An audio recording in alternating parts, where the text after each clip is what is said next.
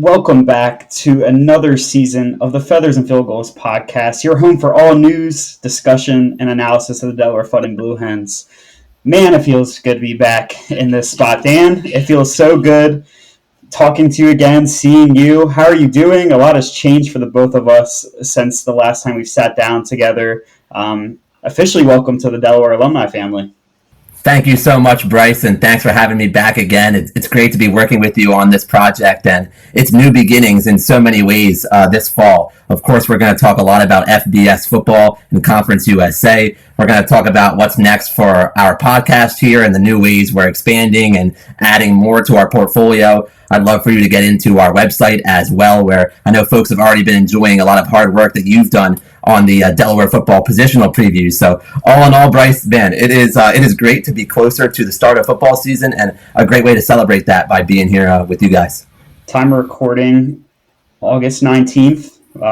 When you're listening to this, August 21st, it'll be 1 week out from Delaware football's opening night. But thanks for the alley-oop and that, Dan, for talking about the change of not just only ourselves personally, but Feathers and Field Goals has been rising to new heights on the back end this offseason. As you were talking about last month, we launched our official website where all content regarding podcast episodes, articles, not just football, but all athletic programs, depth charts for many of those programs, and an interactive recruiting database currently tracking the class of 2026 that currently holds 17 verbal commits within current high school seniors. On the podcast level, our production will be now at levels we couldn't expect with the addition of Brody Hamilton. And this is a great time to bring Brody on. Brody, welcome. I'm so happy to have you on the team and on with the podcast tonight with us for the first time.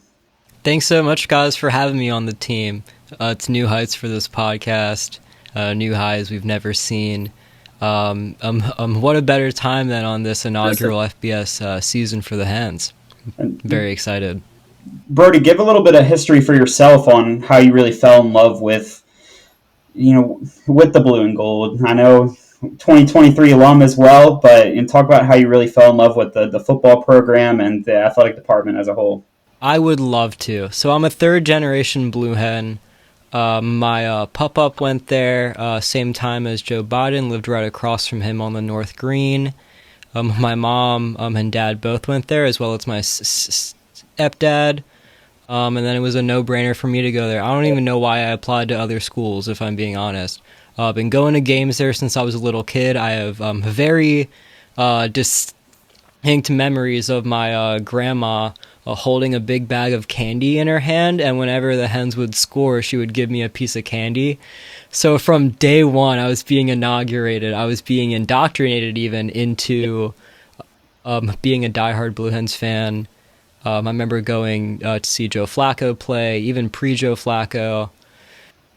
And the love runs deep, man. Class of 23, like you mentioned, and I'm super proud not only to be a Delaware alumnus, but also just a person who grew up in Delaware. Lots to be proud of in this state, and I'm proud to be part of the school that represents the state kind of as a whole as well on the world stage of college athletics now. When I really got into covering the program, Brody and I connected on social media and just learning about his love for post-production, and that's something that both Dan, I feel like I can speak for you as well, that's out of our realm. So I'm super excited to see how Brody's edition is gonna take this for us, and super excited to, I know last season we gave a Bryant episode preview, but that was our only episode of 2024-25.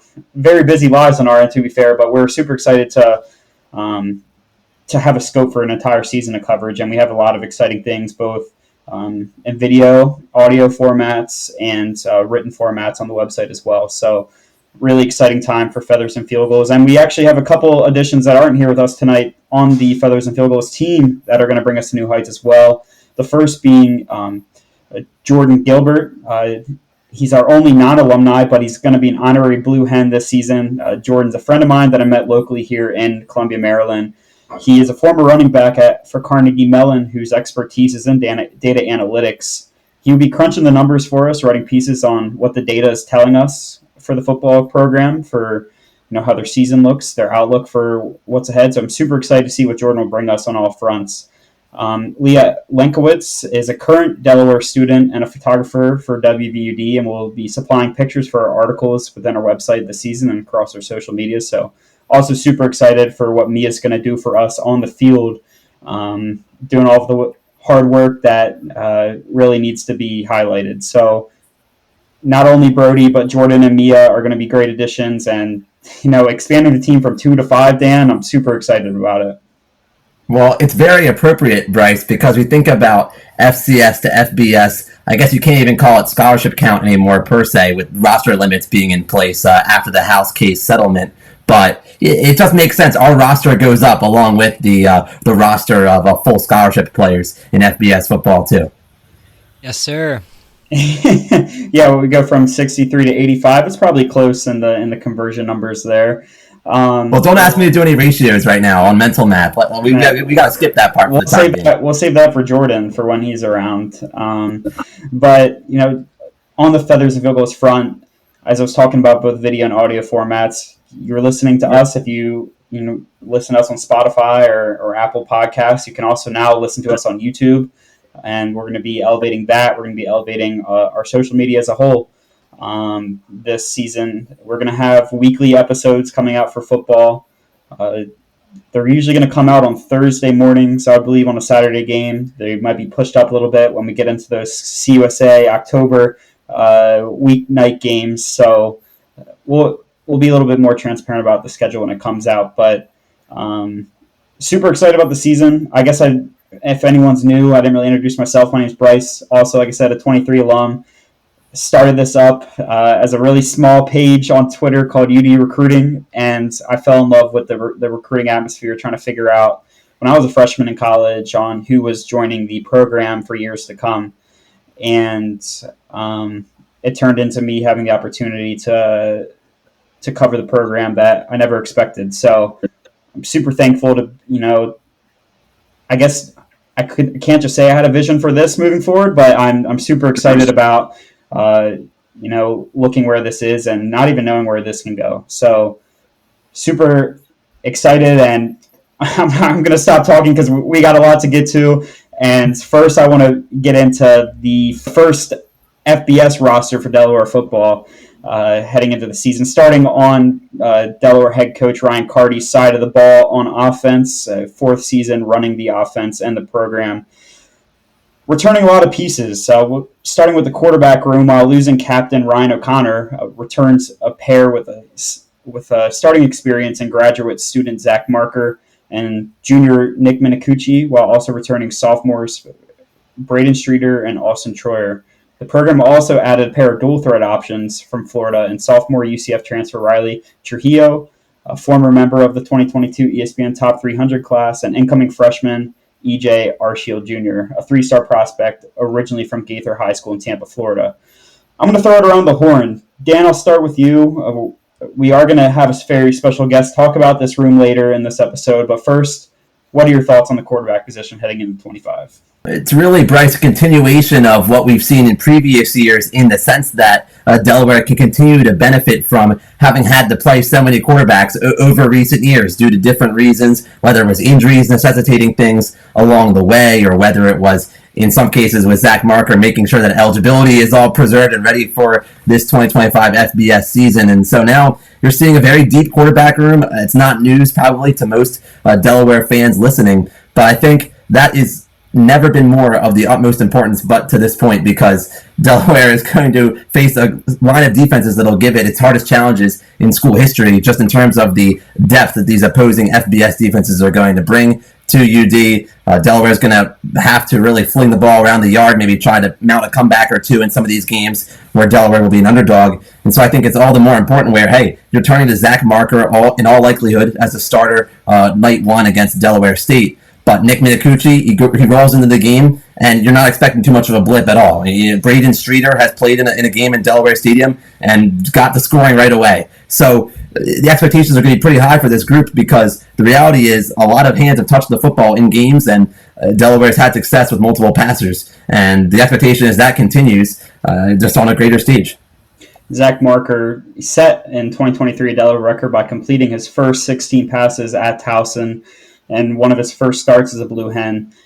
The rule with Diego Pavia with the JUCO getting that extra year, it's funny in hindsight, maybe conserving in 2024, and maybe it would have been the case anyways.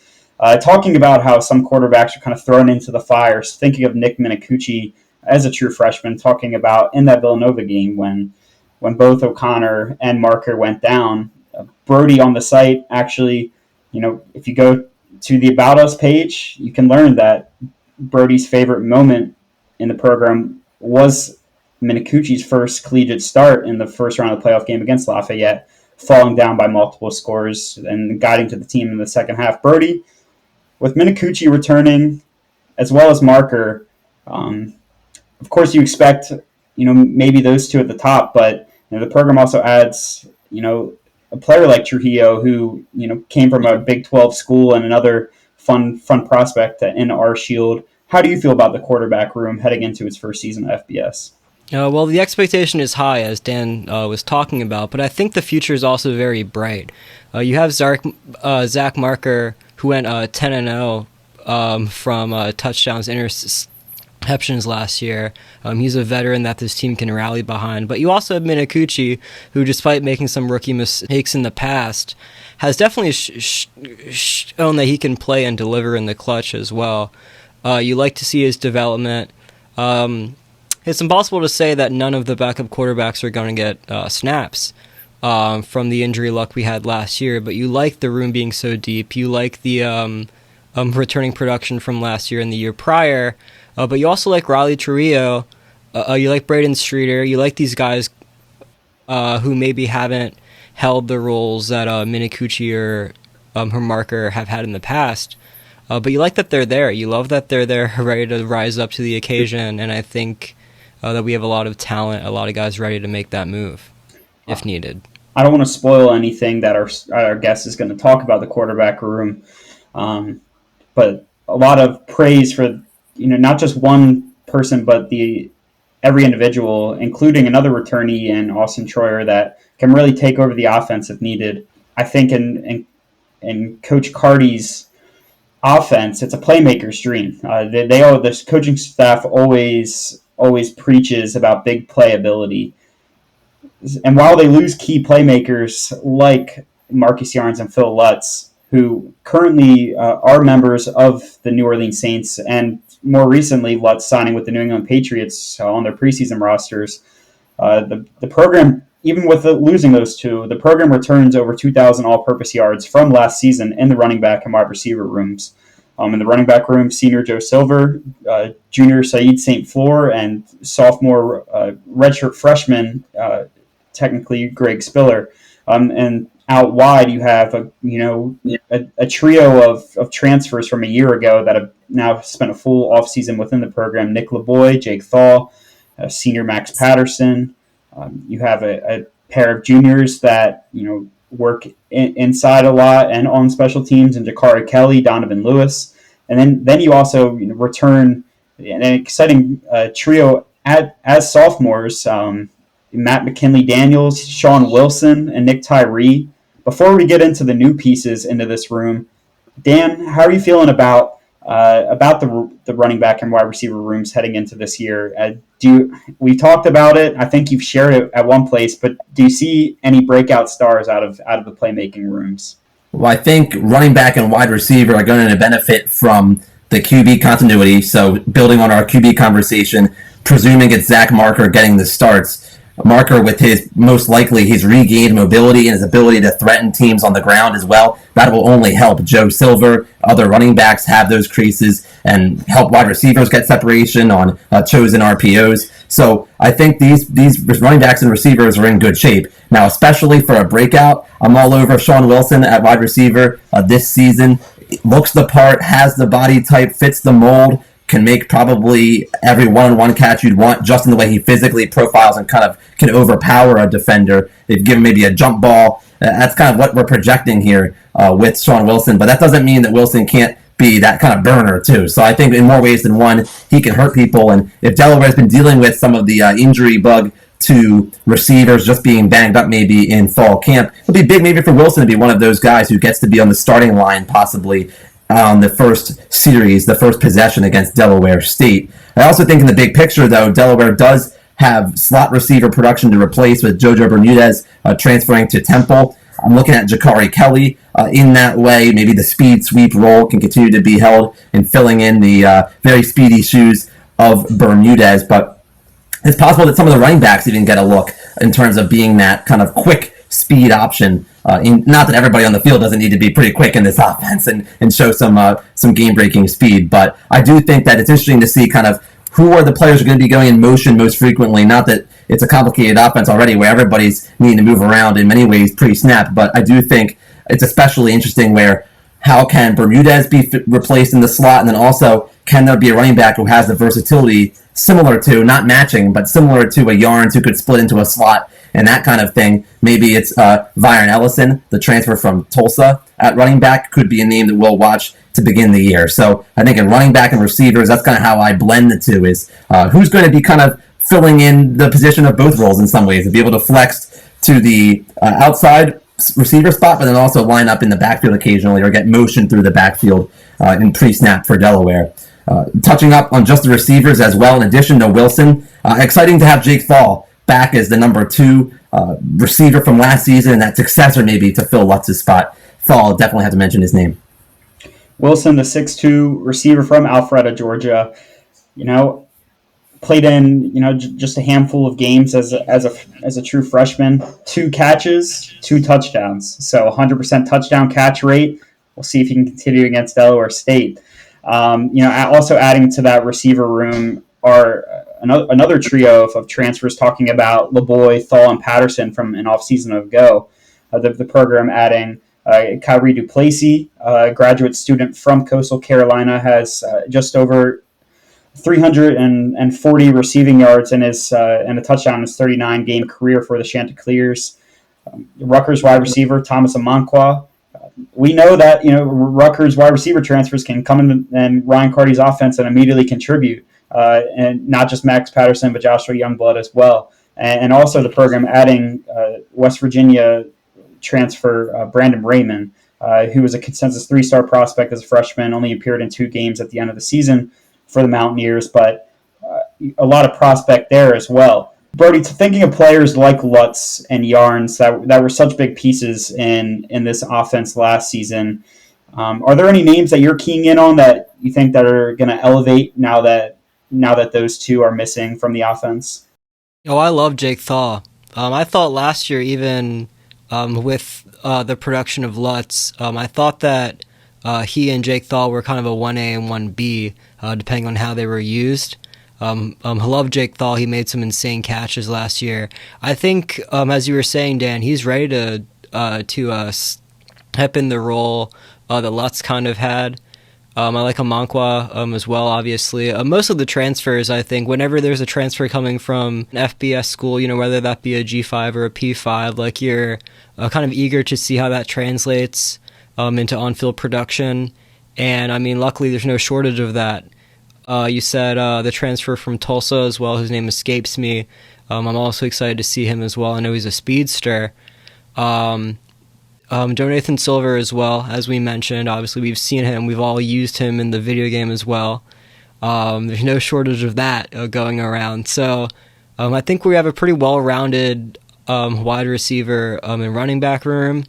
And I'm excited to see the guys from last year continue to make big steps. I'm excited to see the transfers kind of take on the role of a Delaware player. You guys gave great thoughts, and Wilson's one that I've been keying in with Dan as well as someone that's been breaking out. But just to be a little bit different, I'll go with someone in his recruiting class out wide, someone that actually saw a field pretty early on in his true freshman year, Matt McKinley Daniels. I expect him to get a lot of opportunities. He's one of those guys similar to Thal, can step outside, but he can shift inside pre-motion before the snap as well. So excited about him, and don't be shocked if you see Kyrie Duplessis, get a lot of targets his way immediately. So, very exciting for the room this year, and we've seen the Thyrick Pitts, the the Phil Lutz of the room really take over. So we'll see if someone does take over that room this year, or if it's going to be a more balanced spread approach for this offense for this season. Thinking about it, a group that can, they're asked to play as a receiver, but also asked to really set the edges on the run in the tight end room. Earlier this fall camp, it was announced that Caleb Fourier stepped away from the game due to a personal decision with his health. So looking at the room, Fourier was going to be a player that was going to really be asked upon to step up. And after being the 2024 honorable mention selectee for CAA, was expecting him to really take a second-year leap in the offense, having a full offseason to learn the playbook and the system. But senior Elijah Sessoms might be poised for more responsibilities, while expected contributions from graduate student Connor Widoff. Name to think about, true freshman Scott Moore. Been hearing a lot of good things from him in preseason camp. Dan, what are you thinking about for this tight end room this season? Losing Caleb Fourier is definitely a big blow to Delaware. Looking at Fourier having previously held that mold as the top receiving tight end, almost looks like a wide receiver more than anything when you squint, and is a player who I think was going to get a good number of targets against FBS defenders this coming season. But in light of that, Delaware very fortunate to have Elijah Sessoms, who's just grown up over the years. Feels like a very steady progression for Elijah Sessoms in his career, to the point where now it's a very natural evolution to where he can take that tight end one line tentatively as we're projecting it. But then also you see the evolution alongside Sessoms of Connor Widoff. Widoff, such a willing and enthusiastic and high-achieving blocker for Delaware in the run game. Widoff, that H-back type, that lead blocker last season, and he can add more pass catching to his game this year, is what I'm thinking from Widoff, especially with his the work that he's done in his body through this offseason, now into preseason. I got the feeling that Delaware's really going to enjoy a two-headed monster there at the top line, with Sessoms and Widoff leading the way. And then when you go from there, Moore is one of a couple young tight ends who you got to think will have a chance to rotate in, maybe get a look in a game or two early in the year, and then maybe save it until a couple games late in the year to not surpass the 4-game redshirt benchmark. But that's a little bit harder down the line to project. But in the meantime, I do think that you're looking at, in terms of Sessoms and Widoff, two more players who are returning alongside Marker, if we're penciling Marker at QB, two more players returning along with Zach Marker who are in sync with that quarterback, are in sync with the Coach Carty offense, and can really go from there. Projecting guys, we've talked about, Widoff, we've talked about Sessoms, we've talked about Patterson, Thaw, Silver, LeBoy, a lot of people returning from that group from a season ago. Another name that I have to mention, because Delaware tight ends coach did speak highly of his development within the year of the program, is redshirt freshman Jackson Whitaker, big tight end from Shore Regional. He was a two-way player in high school, really stood on the defensive side of the ball, but he had a full season of development at strictly tight end. So I know the program is thinking highly for him as well to step up. Brody, I want to give you an opportunity to talk about the offensive line room, which I would say is the most experienced position on the offense. You're returning, two members that have been all CAA recognized in the past: sophomore Anwar Neal from Middletown High School and graduate student Fenton Brose. They both were named to the CUSA preseason watch list as well. Then you have Patrick Shupp, who can really play across both guard spots, joining his sixth year as a Hen. Then you have a few guys in the program that have really made contributions when asked of, and now they might be in a bigger role in 2025.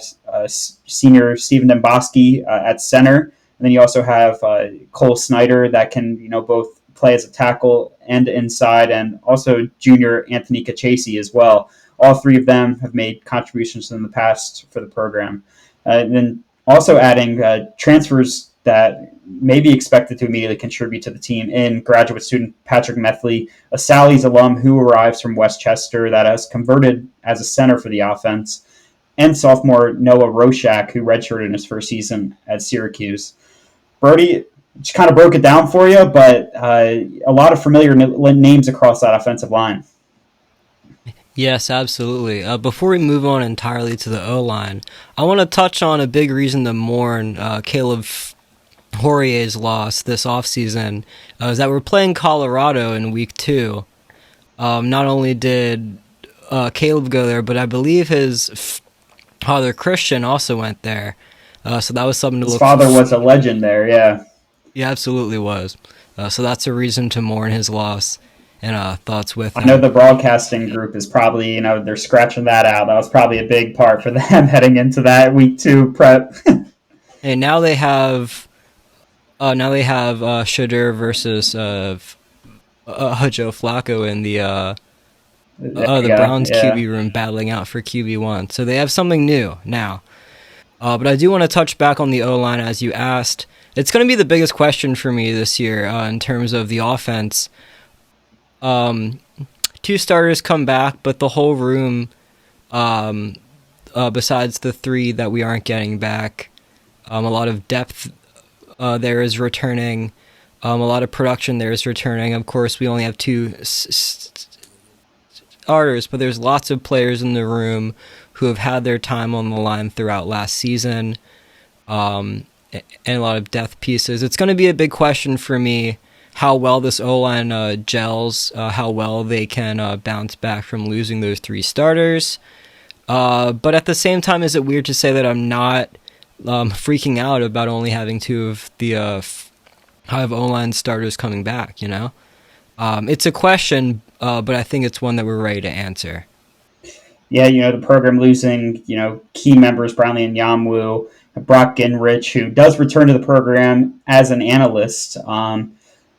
But then, you return Shupp, O'Neal, Fitton Bros on a normal year would be a starter within that system, but he brought up to us on the O-line media day, he didn't even know it was an option to redshirt to preserve himself for 2025, and he really feels that he benefited from it, got stronger, got smarter. He really noted he got smarter. So I'm really curious, he's someone that, has gotten all CA recognition as a tackle, but somebody that you might see inside to start the year. Dan, I'll give you a quick shot before we head over to the other side of the ball.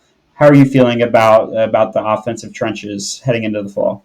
It's going to be a treat to see O'Neal at tackle against this level of competition. He was that level of recruit. He has grown into that level of player. He's taken great strides in using last year, it seems like, as this launch pad toward a highly anticipated 2025 for Anwar O'Neal. So Delaware, I think, has to be thrilled that he's an anchor at one of the tackle spots as maybe more shuffling goes on at center as things get figured out there at post Big Body Brock. And you also look at who can flip back and forth maybe or settle in at different spots, left and right guard. So we would expect Bros and Shupp to be that combination, but just who's at center, maybe it could be Fitton Bros at center too. That will help dictate the different combinations we see. So I think for me it all starts at you have one anchor spot at a tackle position, and then that can kind of set the tone for the rest of the line. Even though Anwar O'Neal's a younger player, you still have just a massive amount of respect for a player who I think has been building to this moment. If you didn't get a chance to read my offensive line preview, offensive line coach Chris Rogers said that when Anwar stepped on campus, his jersey was a little too big on him, and now he said, heading into his 3rd season in the program, they have to go a size up. So big credit to him, just really improving his body each offseason. We just hit every position on the offense side of the ball. Our guest, in just a little bit, I keep teasing it, we started on defense, and then we went to offense. So we're flipping it here. We're on the offense side of the trenches. Let's jump into the trench mob now, as defensive line assistant coach Kyrie Hawkins likes to call his group. I was saying how the O-line room might be the most experienced position on offense. I don't think it's for question that the defensive line is the most experienced group on defense. Well, the defensive unit as a whole is very experienced, but the returning group, I think I was looking at it up to as 8 to 10 names of contributors in 2024 for that group, returning a trio of graduate students and 6-year members, Ethan Saunders, Jack Hall, and you also have Keyshawn Hunter entering his third year at the nose guard position for the program, third year after transfer from Old Dominion. You have a big group of seniors as well: Dominic Brogna, James Yelbert Jr., Quayer Price, and Nick Carica. Also, clogging up the middle. Carica and let me start over with that. And then you have a group of seniors: Dominic Brogna, James Yelbert Jr., Quayer Price, Nick Carica. Carica and Brogna clogging up the middle with Hunter as well. You also have members like Keon Wright, who contributed in 2024, Trey Scott III. And then you also add a group that has a year of experience in redshirt. Scott did retain his eligibility, but then you also return Caden Singleton as well, who has been highlighted in camp for his work as well. And also, can't forget to mention bringing Bridgefield, Delaware native, and Woodbridge alum Noah Matthews in the program from Kentucky. I see you both nodding your head. I'll throw it over to Brody first. How do you feel about Noah Matthews, adding a player, SEC caliber player, hometown kid, back to the program in his first season in FBS? How do I feel? I love it. How can you not love it? I mean, SEC talent coming back to Delaware, that's exactly what you want to see. That's why the transfer portal exists, is for moments just like this, man. I mean, you gotta love it. There's not so much more to hey, in terms of statistics, I don't have it in front of me, but the romanticism of this move, that's what it just electrifies me. SEC talent coming back home to Delaware, you gotta love it. We all have a friend, if you went to Delaware, who's from Lower Slower. I'm from Lower Slower. My roommate, I think, went to Woodbridge, and it's great. I just love it. I have nothing else to say. It's just electrifying. I can feel the electricity from you talking about it. We got to speak to Noah last week, actually. He said coming here is a dream come true. He has relatives on the family. His family gets to come to more of his games, and called it a dream come true. Got to start a few games within the Wildcats last season. Dan, talking about this returning group, you Saunders, Hall, Hunter, Brogna, guys that really set the edge, clog the middle. But thinking of the other side of the ball, they're going to be facing offensive linemen that are bigger, stronger. What's your kind of pulse heading into this year? Do you really feel that this experienced group is ready for that next step? As Keyshawn Hunter did tell us, football is football. Is that kind of your thoughts? Do you think this group's ready to really anchor the defense heading into 25? It's going to be essential. There's no question about it. Delaware fans have observed in games against the highest levels of FCS competition, the teams in the Missouri Valley and the Big Sky can really run the ball, and people concentrate their reaction to that a lot of times on the defensive front and on the defensive line. Now, so many times the defensive line also needs that run support from linebackers as well, and we'll discuss that group too, but I think it's going to be the classic cliche team effort for the Delaware defensive line, because you'll see so many substitutions rolling into a game over the course of time. We talk about that year in and year out on this D-line, but that's especially the case when a lot of these guys, they're all older types who've been with Delaware for multiple years at a time by now. So it gets to a point where, can you even call three lone top-tier starters cleanly on the depth chart? You probably can't. You'll probably see a lot of oars on the defensive line depth chart in terms of really being equivalent lines going from ones to twos and so on. So I do think that it's an embarrassment of riches in some ways, even after saying goodbye to Melkart Abu-Jaude down in North Carolina in transfer to Bill Belichick's program down there. So I think that it's cool to see Jack Hall, who has seen so much through his years with Delaware. You look at Jack Hall's bio, it's like a little mini encyclopedia of this era of Delaware football in the 2020s. You look at Keyshawn Hunter, who can return from injury now heading into this year. That's going to be big. So I think those are two especially household names I'm looking forward to seeing how they fare against the FBS, because Keyshawn has experience on that front, and Jack has basically graduated, I think, to this level of football through his many years of service to Delaware football. So they've both been key bedrocks of this defensive front, but it'll be cool to see the interspersing of a Trey Scott and a Caden Singleton. How do all these pieces fit together?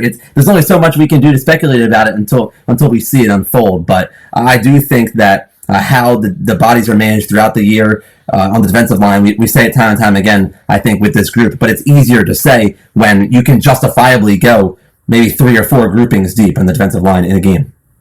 And I think that's noteworthy because, of course, this is the group, like you said, they rotate the most out of any position, either side of the ball. And I asked Coach Hawkins, how does he, manage that? And he said, while competition is good, these guys got to understand that, when there's a sack, it's not just one guy making the sack. You're pushing each other, and you're, not just, the cornerbacks are, holding back their receivers for enough time for the sack to create. The linebackers might be in a sub package and they create a blitz that opens up a lane to create the sack. So I think it's got to be a very selfless group, and it sounds like that is the case. And it sounds like, a player the caliber of Noah Matthews joining the program has, shown that a zero ego, selfless mentality, knowing that, he's not coming from a program and having all the answers. He's actually being a student.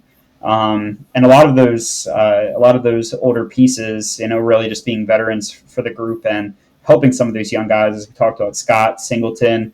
Also have a trio of freshmen that are really exciting, and Brandon Gorham, Micah Pryor, and Taco Hernandez. Hernandez apparently has, got on campus just a couple months ago. He's already up 15, 20 pounds, the staff said. So it's a group really pushing each other from the top down. And Dan, you kind of started us off here, jumping back a section into that middle three of the 3-3-5 defense, talking about the linebacker room. And another position at the top is fueled by experience. As captain of the defense, graduate student Dylan Trainer has told us, heading into his 6th year of football, he almost laughed, saying that it might be self claimed, but he's like the true grandpa, the true unk in the room, as he said. And both him and Gavin Mole, the two leading tacklers in the defense within a season ago, and also returning pieces, senior Blake Matthews after transferring from Troy.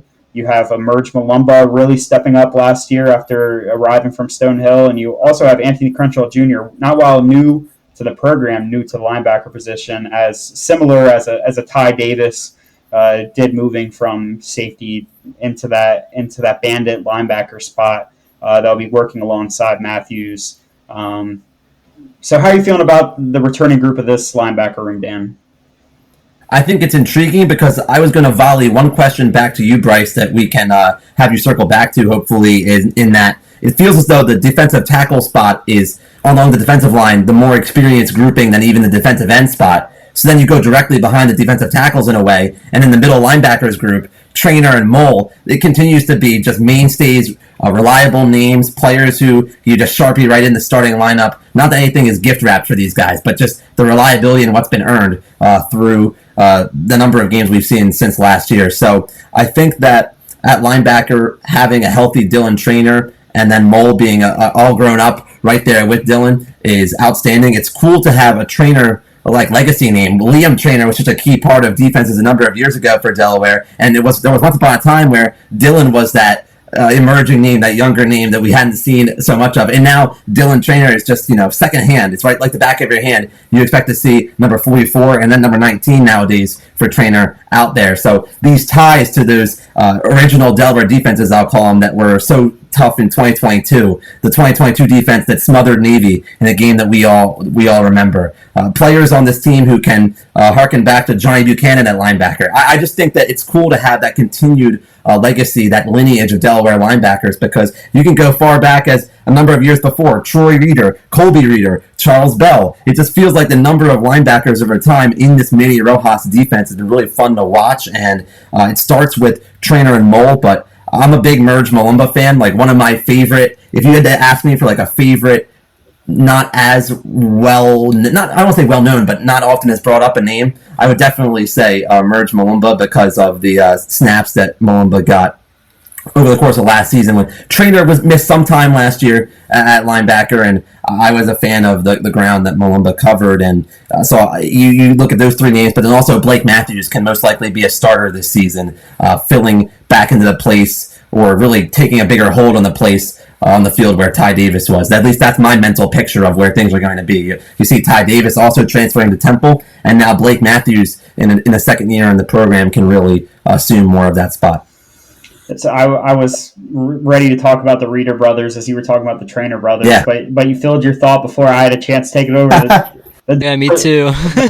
the linebacker room. Do you think it is the defensive tackle group? I would think really a little bit older than defensive ends in total. Yeah, I think when you talk about the most experienced room, because you're thinking of rotation, you have Keyshawn Hunter, and you also have Dominic Brogna. You also have Nick Karika does fill in the middle as well, and you also have Trey Scott, who has been sometimes playing on the edge, but sometimes I can fill in the middle as well. I think I agree with you and we'll get to that next group as well, and talking about the experience, the prestige, and the back end of the defense. But when you think of the three high life Delaware defense, really up the middle is where the experience is at. And I don't want to overplay it. I don't want to overstate it. Just to round out the thought, because it's not as if these defensive linemen don't. Not only do they substitute in the games frequently, but they'll switch over alongside. They'll shift frequently, and they want to have those points of confusion for opposing offenses. So these players are able to really accomplish a lot of things. They're not. I'm not trying to pigeonhole any number of players into one spot. Well, our returning Mole and Trainer. They do lose a player that contributed both at the safety and linebacker position for many years in Ty Davis. With the loss of Davis, Brody, how are you feeling about the linebacker defense? While returning a couple guys, that bandit role that Davis played for the program is a pretty big shoes to fill.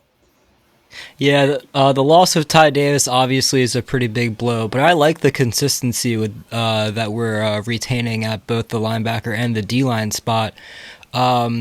I forget who it is now, but a long time ago it was explained to me by someone smarter than I that the relationship that the linebacking group and the D-line group have is a lot like the O-line and the running backs. You want to open up those holes and allow linebackers to come through. You want to guide the offensive line where you need it to go in order for the rest of the defense to do their job. And having that explained to me really makes me appreciate the shared rapport and the consistency of both of those position groups. It really makes me optimistic for this step into the FBS, taking on these higher caliber offenses. We got a taste of that with Monmouth, who actually beat FIU last year. We got a little taste of that. I think Monmouth's offense was underrated last year, statistically one of the best, and we held them to just few enough points to win that game at the end. But I really like the consistency of both of those spots. I love Gavin Mole, Dylan Trainer. I have one big question though that I don't think any of us can answer, and that's when are they adding Dylan Trainer's eye black into CFB 26? It's got to be there. When we posted, or when Delaware posted the schedule graphic with Trainer with his eye black, everyone was like, "Oh, that's so hard. Is this guy still on the team?" Yes, he's still on the team. He's number 19 right there in the middle, and we got to have his eye black added to CFB 26. At least 27. Come on. Let's get it done. But, Dylan entering a 6th year, I don't think he's going to be able to pull off that 7th year of eligibility. So they do have to figure it out. It's been done. It has been done, but I doubt it's going to happen. You're like, I need a chance just to get my face scan a little bit better. That's all. Yeah, right. Well, I do have to mention a few of the other players in linebacker room before we move on here to the last positional. Two positional groups, but the last line of defense per se. The program added, another member from Iowa Central Community College in Jawarren Corbin. did learn from Jaworn meeting him that their program also does run a 3-3-5. So a schematic fit immediately at the Mike spot. A pair of sophomore linebackers and Colin Gallagher, who I remember 2 years ago when he signed with the program, Ryan Carty talked about how athletically just reminds him so much of, a Colby Reeder or Liam Trainer. So I'm really excited to see how he develops from year 1 to year 2. And Makai Coutinho as well, someone else that also fits in that bandit role, played that hybrid safety linebacker in high school, and they have him working in the linebacker room with Matthews and Crenshaw at the Bandit. And then you also have a pair of freshmen from Javaris Lassiter, Bishop McNamara grad, where my older brother went to school, and Julius Puryear from Jensen Beach, Florida as well. So excited about that group in the middle. And let's transition over to the defensive backs. Starting out wide with the corners. While losing Tyron Herring, who has been a standout for the Packers in preseason so far, that I think Brody posted that big hit he had at the goal line to stop a score there. Really excited to see if he can be a member of the Packers organization heading into the NFL season. But while losing Herring out wide, they also do return two seniors that have FBS Power 5 experience, and a Corey Lyde and Nate Evans. Nate Evans transferring from NC State last season, and a Corey Lyde 2 seasons ago from Wisconsin. A pair of juniors that really stood out as sophomores and even as freshmen. And Nair Domney getting asked immediately to step in. Kayshawn Cox really standing out at the end of 2024. Hearing big things from him heading into year 3. And then also adding Keontae Jenkins, brother of Evans, who's coming from Coastal Carolina, experience there, and a trio of freshmen, and Jamarion Kalagbodi, Azir Lee, and Jalen Ross. So we'll start with the corners first. Brody, I'm going to throw it right back to you. How do you feel about the corner room without, I know, losing Herring, but still a lot of familiar names out wide heading into the year on defense? I'm electrified by this corner room. I think that we have so many great transfers from schools that the average college football fan would recognize right off the bat, which is great. Just having talent that was recruited at a higher level come back to Delaware is fantastic. You have a lot of players. It's not just a few big names, but you have a lot of depth as well. And with Delaware's more interesting defense, obviously the 3-3-5, 3 high, you have a lot of room for these corners to make a big impact. Not only as corners, but later in the season if they kind of roll deeper at the safety position. There's a lot of mobility for these guys, a lot of them as well. So there's a lot of movement that I could see happening, a lot of depth, and I think the DBs in whole might be our deepest group on the team. Yeah, you talked about it, and some people have asked me, is Delaware ready for FBS football? I see they're returning a lot of talent. I've always responded with, Delaware's always recruited like an FBS program, like a G5 program. They're when they were receiving transfers at the FCS level, they're getting a lot of guys from Power 5 schools. Or G5 schools that didn't get opportunities and that really come in and stand out immediately. We've had those, as I talked about, those Rutgers wide receivers that step in. We've had the DBs like Lyde and like Herring from an Ivy League school. So just all around on both sides of the ball, they haven't changed anything on their end in terms of talent recognition and development and recruiting. So nothing, business as usual from the staff on that end. And I want to jump into the safety position that, returns all 3 starters and also returns some very key depth that had a lot of snaps last year, Dan, as we can talk about, probably one of the best safeties in CUSA, in junior KT Say. As we were talking about how the middle of the field is really covered, KT Say playing in that middle free spot for the defense, covering a lot of ground on the back end. We also have graduate student Jason Scott playing in the boundary for the team as their jack safety, and also junior Hassan Manning, like Domney, played immediately as a freshman over on the field side, playing as more of a nickel corner, but can really step into the open amount of space. And my son Pollard also working in with Manning as well. Also adding another Boston College Eagle and Khalil Ali that can kind of spread across all three spots. Talk more to me about the safety room, Dan.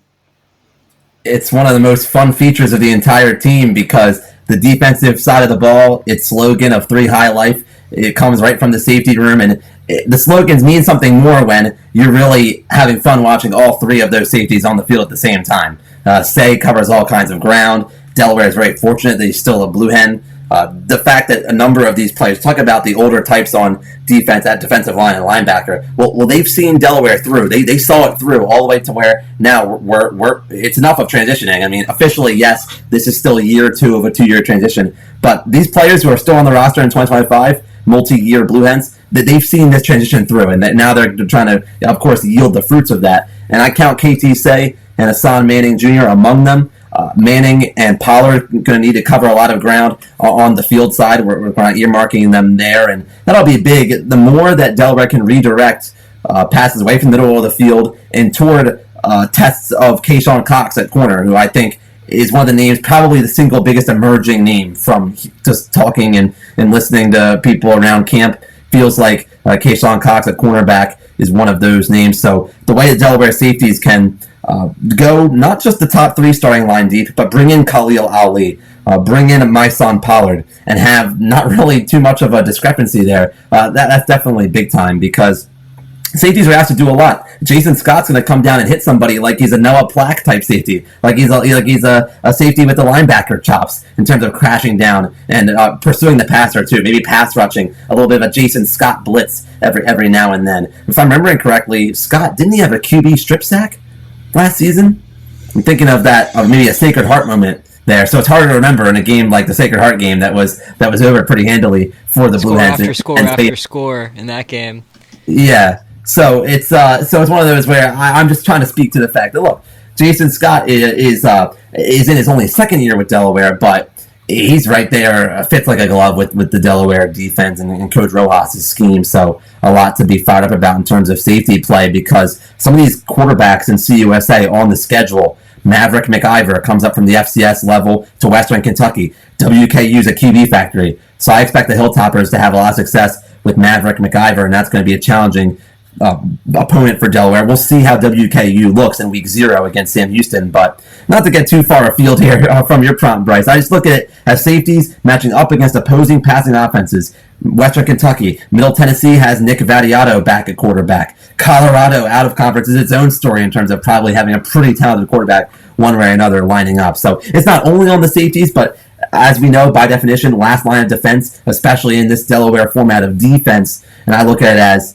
the synergy that we'll see with the returnees, helping out Nate Evans returning at cornerback. That's going to be pretty major, because to have that veteran depth, it makes you feel pretty good about, hey, maybe a Calabodi shows up at cornerback. Another name who's been emerging as a youngster. Maybe Calabodi plays earlier on at corner, and overall you feel pretty good about the safeties, or the overall DB group, because it's such an old safety group, and kind of leadership from the backside could be that positive voice overall.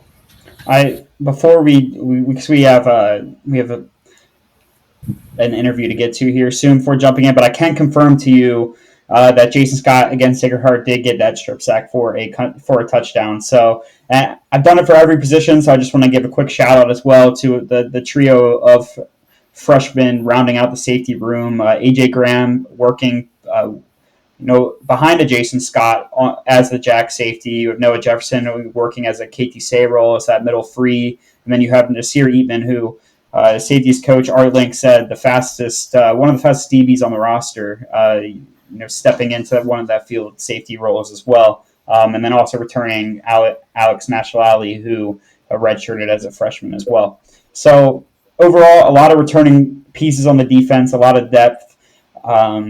Definitely a lot more familiar names. As for the offensive side of the ball, you're going to kind of wait to see who the next man up are going to be from a lot of those key pieces from a year ago. So let's do a quick around the room just quick thoughts. We'll start with Dan. What positional group are you? I wouldn't say your biggest question mark, but you're kind of keying in on in these first few weeks to kind of see who emerges or how the room looks. Probably just looking at which combination of the offensive line ends up ruling the day. Part of that's based on health, and part of it is just we talked about it a little bit earlier. When you're looking at the running game and who fills in the most production in place of Marcus Yarns, a lot of that's going to depend on, okay, how has this offensive line kind of settled into its flow and kind of started knocking people backwards in the whole 9 yards, or the whole 10 yards, I should say. So I think I'm going to zero in on the offensive line, but on offense, not out of a point of concern per se, because the leadership of a Shupp and a Fenton Bros, that is just going to be so enormous for Delaware to have that kind of experience back when there's so much novelty and so much new about the schedule. So I'm going to zero in on the offensive line, and then honorable mention to running back, because it's running back depth. Who's next after Joe Silver? Saeed St. Fleur probably right there on the doorstep for that, but I think there's a lot up for grabs at running back. There really is. So I got O-line and then running back, honorable mention.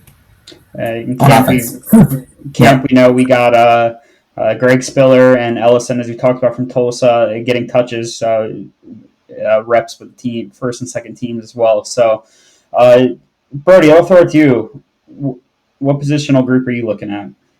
I mean, I could say O-line, like I kind of alluded to earlier, but I let Dan take that very graciously. Very nice of you. Yeah. I'm going to say corner. I'm going to double down on corner from earlier. There's a lot of guys in that room. There's typically only two corners on the field at a time, which means the cream will kind of rise to the top in who gets snaps kind of as a corner, who comes in dime and nickel, and we kind of see how it shakes down that way. I kind of want to reiterate just one more time. People ask, is this an FBS roster? I'll tell them, look at their roster. It's an FBS roster. These kids have come from all over the country, especially at the corner position, but at every position across the board. This is an FBS team because it's made out of FBS players. I'm very excited, not just for the corner room, but for all the rooms, to see who makes an impact in the first few weeks of the season going into CUSA play. We know the program has really expanded the recruiting, hitting Georgia, Florida. But when the program signed Jamarian Kologbodi, I think that's like the first true freshman I've seen signed out of Illinois. So that was actually pretty interesting to sign. I'm pretty sure it might not be Illinois. The incoming class might have somebody. They have a couple of Tennessee guys as well. So really cool to see kind of how they pick out talent of. Spreading out regionally as well now. I think the trench mob is always my go-to. Just so many names to think about and so many different combinations to see in rotation, just bringing fresh legs on. That's the group I'm always seeing. A lot of those guys, they don't have the numbers stand out, but they're all making impacts in different ways to help each other out. So I'm super excited to see how Hawkins' group works this year, adding a player the caliber of Matthews. Super excited about young guys on the edge like Singleton and Gorham, seeing how that group is just anchored by Saunders, Hall, Hunter, Brogna. Just kind of seeing a few of those guys, they're 6 years in the program, and just really, as Ethan Saunders did tell us in his availability, like, we're going to go down in history, but now it's our time to be on the right side of history, be remembered for the right reasons. So that got me fired up. I'm super excited about that group and the entire roster as a whole. But I know I've been teasing it the whole time. We made our guest start with the defense because the offense is his bread and butter, and we're super excited to now interview Delaware football head coach Ryan Carty, as Dan and I got to sat down with him and talk more about these positional groups on both sides of the ball heading into the season. Well, today on Feathers and Field Goals, opening up our first episode of 2025, we're thrilled to welcome a very special guest to kick things off with head coach of Delaware football, Ryan Carty. Coach Carty is entering his fourth season as the head coach of his and our alma mater. Coach, thanks for making some time in your schedule for us in a really busy window for you and your staff. First official time on here with us. Welcome to the show. Yeah, it's my pleasure. Appreciate you guys having me. Excited to talk some Blue Hen sports. Getting things going, Coach, right out of the gates with, how fall camp has been going. That's the obligatory question, how it's progressed now as we catch up with you right about or maybe just past its midpoint as you guys get closer and closer to game week. Yeah, it's weird. It's probably the midpoint in the calendar, but it is toward the end of actual training camp because you have your 30 or so days before your first game. But, half of those, like of last week of that is game week. You obviously want to give the guys some time to recover on the back end of training camp as well. So, we only have, 4 to 6 practices left in actual training camp. And the rest of it's going to be, getting into the game weeks, style type of practice. And so, we're excited about it. It's certainly been, the normal camp grind as far as the monotony of things, the wash, rinse, repeat of the day. But our guys have really done a nice job with the challenge of maintaining their focus, maintaining their intensity, maintaining their attention to detail each day, and really having a good intention, on the way out to practice and making sure that holding each other accountable to the standards that we've set here. And I think that we've, kind of hit a groove here in our fourth season at understanding, each other. Our staff's been pretty thick throughout that time, and we understand what is expected of each other, what's expected of our players, and they understand what's expected from us. And so I think it's been a really good camp. We've obviously, like everybody, are dealing with some things here and there, whether it's injuries, heat, weather, all that stuff, but, normal camp stuff. And we're just looking forward to, finishing up here pretty strong and maintaining those that consistency, and then getting into the season coming up here in about a week. And heading through, we're at the midway point. And throughout camp so far, we've gotten the opportunity to talk to these coaches that have been around in the program with you for the past few years, and the athletes within those rooms. And it was pretty cool yesterday to talk with the defensive line and cornerback rooms to learn that there's some family ties, new family ties within the team this year. And we know you're very familiar with this aspect. I saw that retweet of your brothers together getting ready for their fall seasons, coming from a coaching family. And this program shared similar family ties with the Bros brothers, the Burton brothers, and now, while Dylan Traynor may not have Liam with him anymore, there's still some family connections on the defensive side of the ball with Keontae Jenkins joining the program, brothers with Nate Evans in the cornerback room, and cousins with Noah Matthews coming back home to play with Keyshawn Cox. So how fun is that? Did you have a little bit of assists there, not just from the staff, also the players, and bringing those pairs back together? Yeah, absolutely. It's a huge part of it. You get the text early. It's like, hey, my brother, my cousin, my buddy, they might be thinking of, leaving, or they may be whatever. It's like, well, if they get in the portal, we can talk to them. Until then, we ain't talking to anybody. And so it's obviously within the recruiting process becomes one of those things that's you have the obvious built-in student host. You have the connection already between usually family members and or guardians and people who are coming on the visits. A lot of them already have been to the place and understand whether it's not, even if they're not entirely connected like brothers, or where they have maybe the same parents. And so it's been fun because I think football is so interconnected when it comes to the way that we are in a locker room, and there's a lot of family aspects already. To actually have legitimate family members playing together, and I know I got so lucky.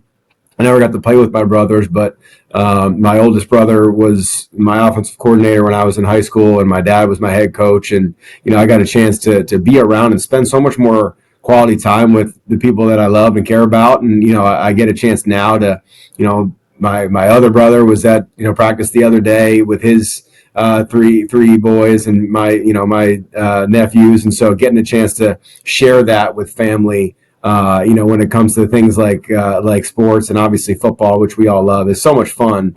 And I can only imagine getting to play college football with my brother or my cousin or, best friend. I just think it's so awesome to share those really hard experiences, but also some of the best ones you'll remember in your life with the people that you love. Coach, those family ties we just discussed really are present on defense in terms of the true like brotherly connection or cousin connection, and wanted to talk more a little bit about your team's defense. And maybe as you've gotten deeper in August, I know it's not the point to anoint anybody or give anybody any extra flowers, press clippings in media, but any youngsters emerging on what is a pretty top line veteran defense, but then maybe fans can look out for younger players like a Gavin Mole's progression is obviously a high bar to cross, but kind of along those lines, players who might be showing good strides here in particular as you look at your depth on the younger side. Yeah, that's a great question. You do know me. You kind of preceded your question with part of my answer, which is I don't love signaling guys out kind of at all. Because again, I think it takes such a team effort, and in particular on a defense, like you said, that is fairly veteran heavy. I do think there's certainly some guys that have shown some promise and guys that we love to see more of and possibly will throughout the season. I mean, you know how seasons go. I mean, you're never gonna, even if you had 11 starters returning, you're gonna have to play a lot of guys. You're gonna have to rotate a lot of guys. You're gonna have to give guys chances. You're gonna have to get them in so that when they do have to go in based on an injury or maybe they're starting a game later in the season, it's not the first time they've done it.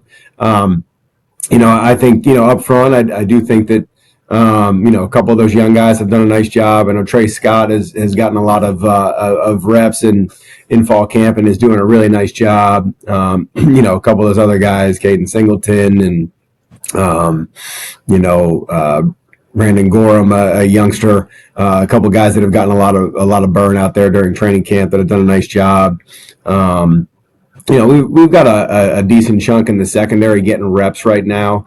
Jamarian Calabodi has done a nice job at corner. A couple of the young safeties, Eatman and Jefferson, are taking a ton of reps, doing a nice job as well. And so, I feel like he's not young anymore because he was here in the spring a little bit. But AJ Graham's done a nice job, and we have some guys in that room on the defensive side of the ball who have gotten a lot of reps that will pay dividends for them. I'm assuming this season. I do think how we play. We're going to play young guys. We're going to rotate in. We want to make sure that we stay fresh throughout the year. We got 12 games to win, and we're going to need everybody. We're going to need all 105 to get that done. Talking to Dylan earlier this week, and he really spoke to those freshmen, sophomores of, it's really big getting reps this early, and it's not too common at a lot of different places. And talking about Caden and Trace and Brandon, we just talked to Coach Hawkins yesterday, and I know many fans want to key in on the trench mob, the defensive line, and with a really strong defensive veteran group there, Keyshawn Hunter, Jack Hall, Ethan Saunders, Dominic Brogna. I could keep going because that room is bringing back so many members from last year, but now also adding a player of the caliber of Noah Matthews coming back home from Kentucky. How do you feel about the Havoc play creation? How has it been in camp, and how do you think it might project going forward in these close margins on the games this season? Yeah, well, it's certainly going to affect the close margins. It's going to affect the every margin. That is what it takes to win on defense, is creating havoc, right? Is those TFLs, those forced fumbles, those interceptions, those sacks. I mean, that's what it's going to be. Can we pass break up? Can we be close enough to people, whether it be the quarterback or, when the ball's in the air, the receiver? Can we get, hits on the ball? Can we punch the ball out? Can we create turnovers and possessions is really obviously what's going to make us a great defense, and obviously limiting those situations on offense is what's going to make us great on offense. And so, it's I have seen it.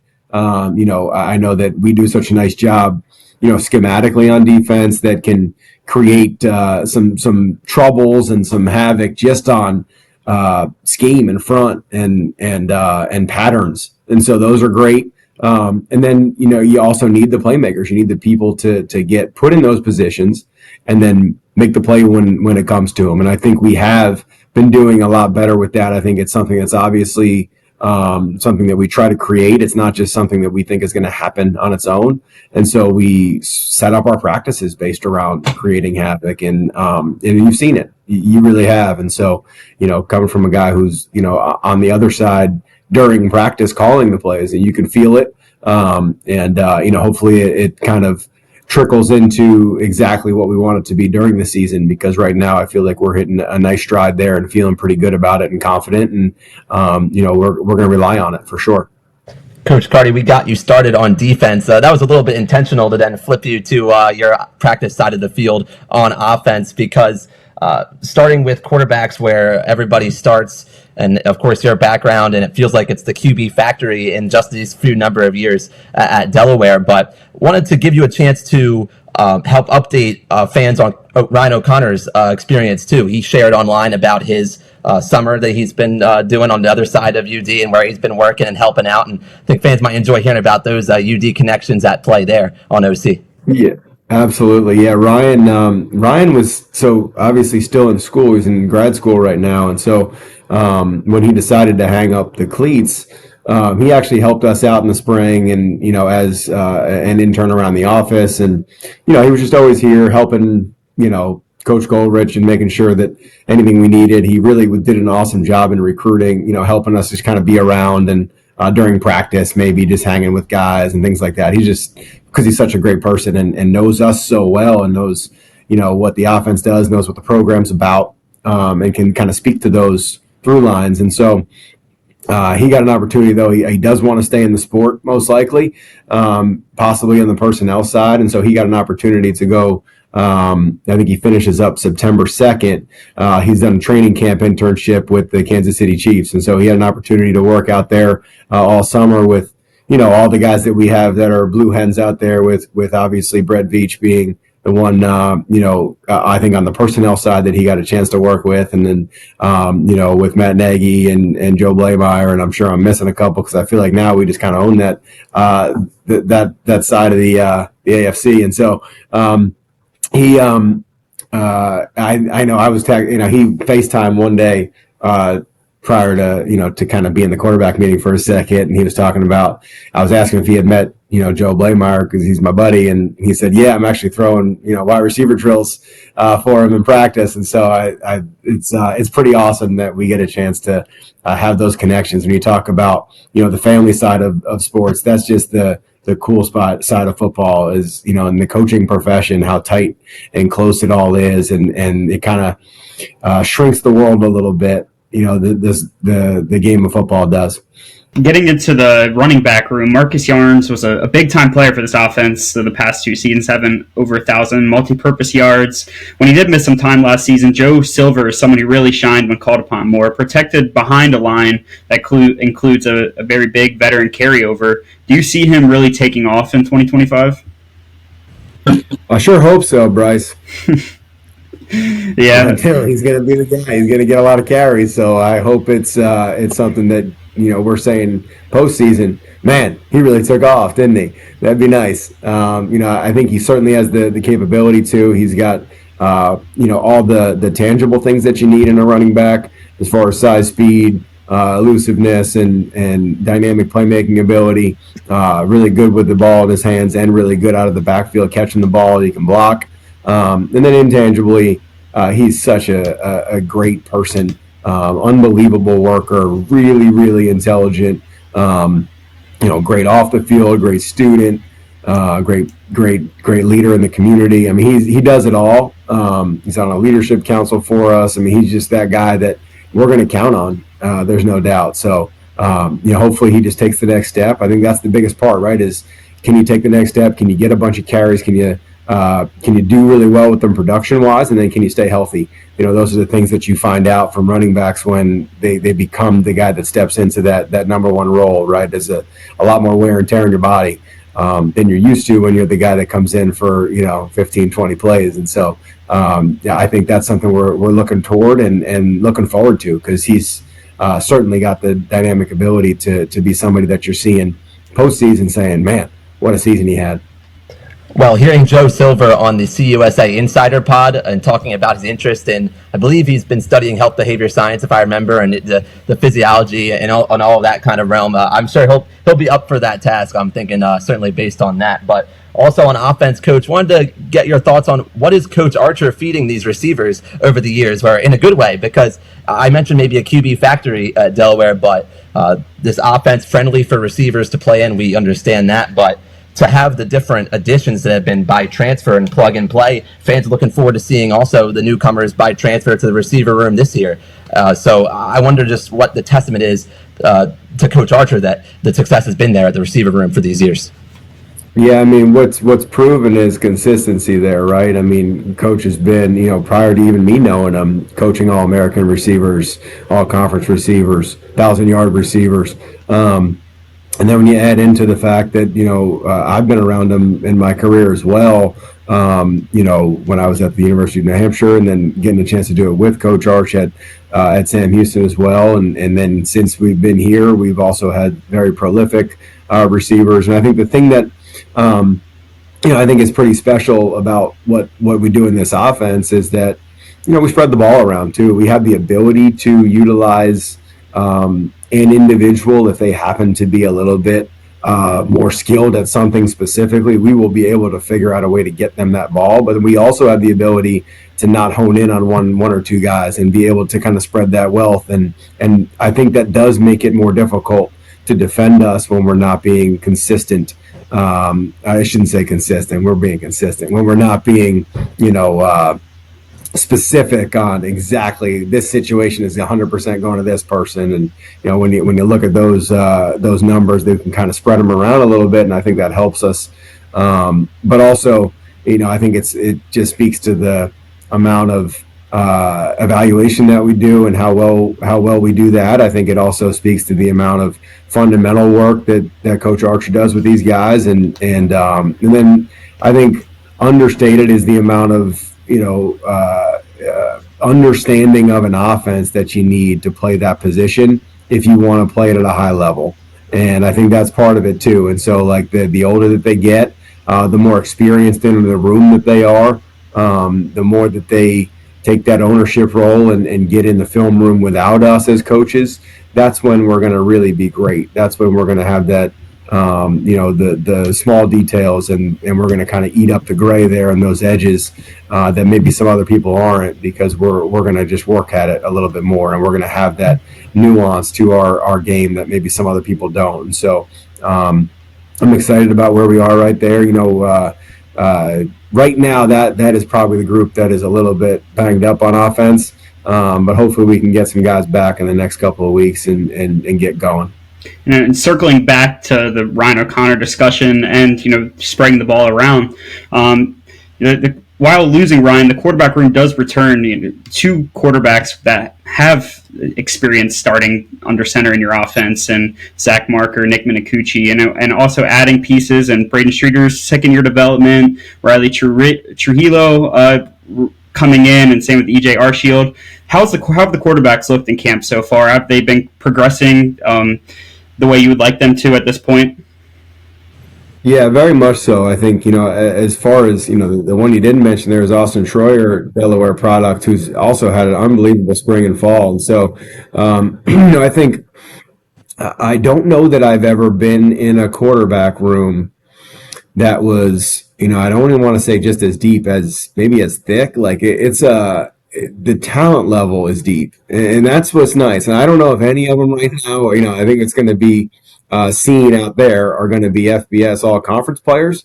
But I know this. I mean, we can go out there and roll any one of them out there, and the offense isn't going to look poor. They're going to be able to run it. They're going to be able to distribute the ball. They're going to be able to, make sure everything's right formationally, cadence-wise, organizationally, and can throw and can throw balls accurately. Like that's easier said than done in this day and age when the quarterback position is very transient and we kind of pop from school to school a lot. And so right now to have guys that, we're six deep at guys that can go run an offense for us and do it at a high level, I think that's pretty special. And so I'm excited about that. I think, Coach Goldrich has done a great job keeping those guys close and tight. And I think that there's a sense of pride in playing quarterback here at the University of Delaware that these guys really believe in. They believe in each other. They push each other. They're very competitive. And when you kind of go from, I don't even want to say top down, from, or just kind of around the room, all of them are putting their best foot forward every day and practicing well. They have good days. They have bad days. They come back and bounce back the next day if they have a bad one. But for the most part, we're keeping the ball in our hands and still pushing the ball down the field at the same time in practice, which is nice to see. Do you think you've had to do more of these kind of sit downs or the media sit downs and interviews than ever before? Like, is this off season? Are you tired of all the talking? And you're allowed to let us know, be honest with us, because it seems like you've had to do more of it just with the step up. Yeah. There is certainly more. There's more eyes on us, and there's no doubt that there's more people that care. There's more people that inquire. There's more people that want to know a little bit more about us. There's probably more. It's probably more our job right now to kind of describe who we are and kind of prove that and define what the University of Delaware is going to look like.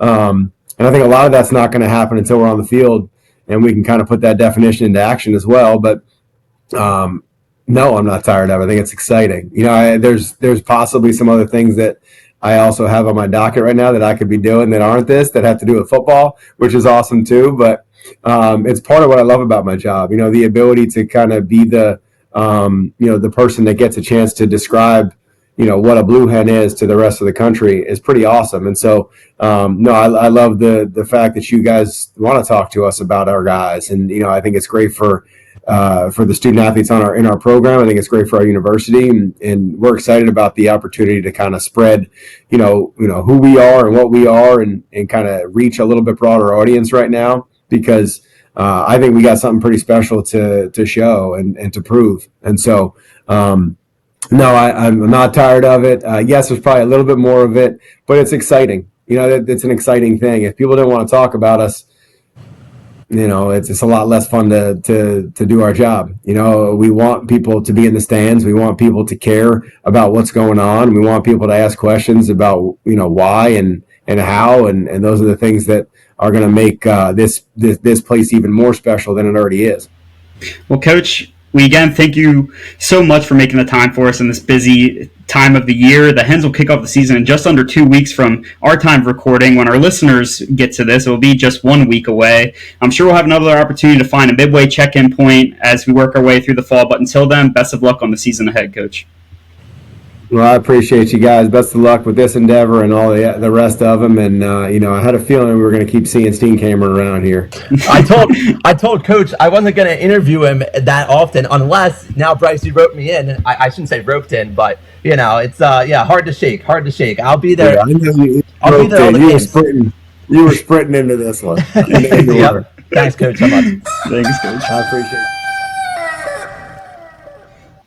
Really enjoyed that conversation with head coach Ryan Carty. Dan, it was funny how you asked him with on the defensive side of the ball while returning a lot of veteran pieces. Who are some young names really standing out? That coach doesn't like to single out one player, so you're already building that into your response. But he gave us a little bit. So how are you feeling? Yeah, Coach is a good sport. Appreciate his time and playing ball with us in that way, knowing that we were just looking for a little bit to chew on, here as we get into week 0. So appreciate him giving us the opportunity and giving us some color and some folks who can get some shine on the program here. I also thought it was nice, Coach's response to, look, hey, there are going to be more of these sit downs and more of these interviews and more national attention and more demands on Coach's time in a media sense this year, entering this season more than ever before, and Coach is embracing that. I mean, it's taking away somewhat, from some of his football dedicated time, his football only time, but at the same time, I appreciated his answer about, look, he seems to be really treating this as a steward of the football program. Obviously, as head coach, he's that ambassador where he has the responsibility, and he's taking it seriously to share what being the Blue Hen's all about, to the rest of the country that's learning about it more for the first time. So it's definitely a healthy PR answer by Coach, but I think he really means it. Is that as an alumnus of the university and the football team, Coach Carty is embracing. I think you're seeing that evolution of Coach into he's still the play caller on offense, and that's still the flavor, right, of head coach we're talking about. But somebody who's really grown up right into that established program built head coach. So I'm not saying it's a finished product of a program, but I'm just saying that, you're seeing coach get more and more comfortable, I think. Not that we're like the most hostile media out there, obviously, but seeing coach just really embrace every facet of all these things that are demanded on the head coach's time. I appreciate him, being requested a lot more than he usually has. Still make the time of day for us that cover the program, even though this was our first time getting him on with us. I really appreciated it. I know looking back at that question, do you expect Joe Silver to really break out this year? He's like, I hope so. Like, I probably didn't. It's like you said it, not me. Like, I'm looking for the same thing you are. It's basically what he's saying. Yep. Yeah, right. Yeah. So, really good conversation, and it was good to sit down with him before weekly preparation changes on his end, and we'll hopefully still get those interviews within the program as the season goes on, whether it's an assistant on the staff or a player that we would like to highlight. So stay tuned on more interviews like that within the football program as the season goes. Let's jump into the schedule. We talked with the players. We got to sit down with coach. Let's talk about the other teams a little bit, or we're not going to talk about, positionally the other teams like we just did with our Blue Hens, but, we're going to... Tune in for the 8-hour episode next week where we go into every team on the schedule. It's a big one. I won't be there for that. So oh, man. But no, we're going to touch, like, we've kind of grouped these up into three groupings. First, we're going to talk about the non-conference slate. And then we're going to think about the COSA schedule in halves. It didn't really work out perfectly where the non-conference games were the first 4 games on the schedule. But we have a little break from the Sam Houston and the UTEP game on that end. But first thing about how the season opens up, Delaware hosting, and the last time, at least in the near future, Delaware State Hornets in the Route 1 rivalry in Delaware Stadium to kick off the season on next Thursday. Well, when you're listening to this a week from the day, Thursday night on the 28th, and then next Saturday, the program will be heading out to Boulder, Colorado, along with my co-hosts here, Brody and Dan, heading out west, heading into the Denver airport for that very exciting opportunity and in Boulder against the Big 12 side. And then next Saturday, the team will be hosting the UConn Huskies at home on Saturday, September 13th. And then later in the season, in November, we'll be heading a little down south to play the Demon Deacons of Wake Forest. So, Brody, I'll start with you. Non-conference slate is the first FBS non-conference slate for the program. Do you like how the program's scheduled? I know some people talked about, maybe not wanting, 2 Power 5 programs in there, maybe, one with, 2 G5s. Of course, you can only get one FCS host, but how do you feel about, the first non-conference slate that the athletic department put out? I love the non-conference slate. I think they did a great job at balancing regional rivals that had open spots and we could have got, especially UConn, who I'll touch on later. But getting the Colorado game, especially getting that on primetime linear TV, that's huge for the brand. And then you look at Wake Forest a little later in the year. I think that, of course, the administration had no idea what would happen to Vanderbilt last year, but we got Vanderbilt on the schedule in a couple of years. I think that they're doing a really great job at getting these P5s that aren't Alabama necessarily, that we might actually have a chance of competing with. You think about Pitt a few years ago when we lost on a last-second field goal that if missed would have went to overtime. You think about those sorts of games, kind of balancing the visibility with games that hopefully won't make us look stupid and like we don't belong, but also getting UConn. That's a huge game that I'll touch on later, as I mentioned. And then, of course, DSU, which I think should be an annual game. But there's a lot of games that I think should be annual games that aren't annual games, unfortunately, which is the way that the world is. But I love the non-conference slate, not just this year's, but moving on to the next few years. I think that the administration's done a really great job within the confines of the current CFB world to get us some great non-conference opponents. It's funny because I was on the College Huddle podcast, had a great time on there.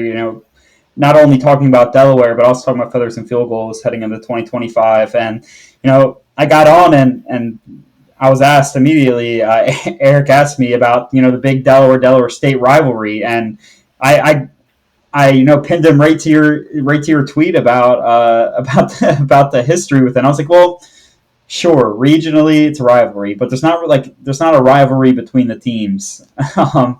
Yeah, it's interesting historically when you look at it.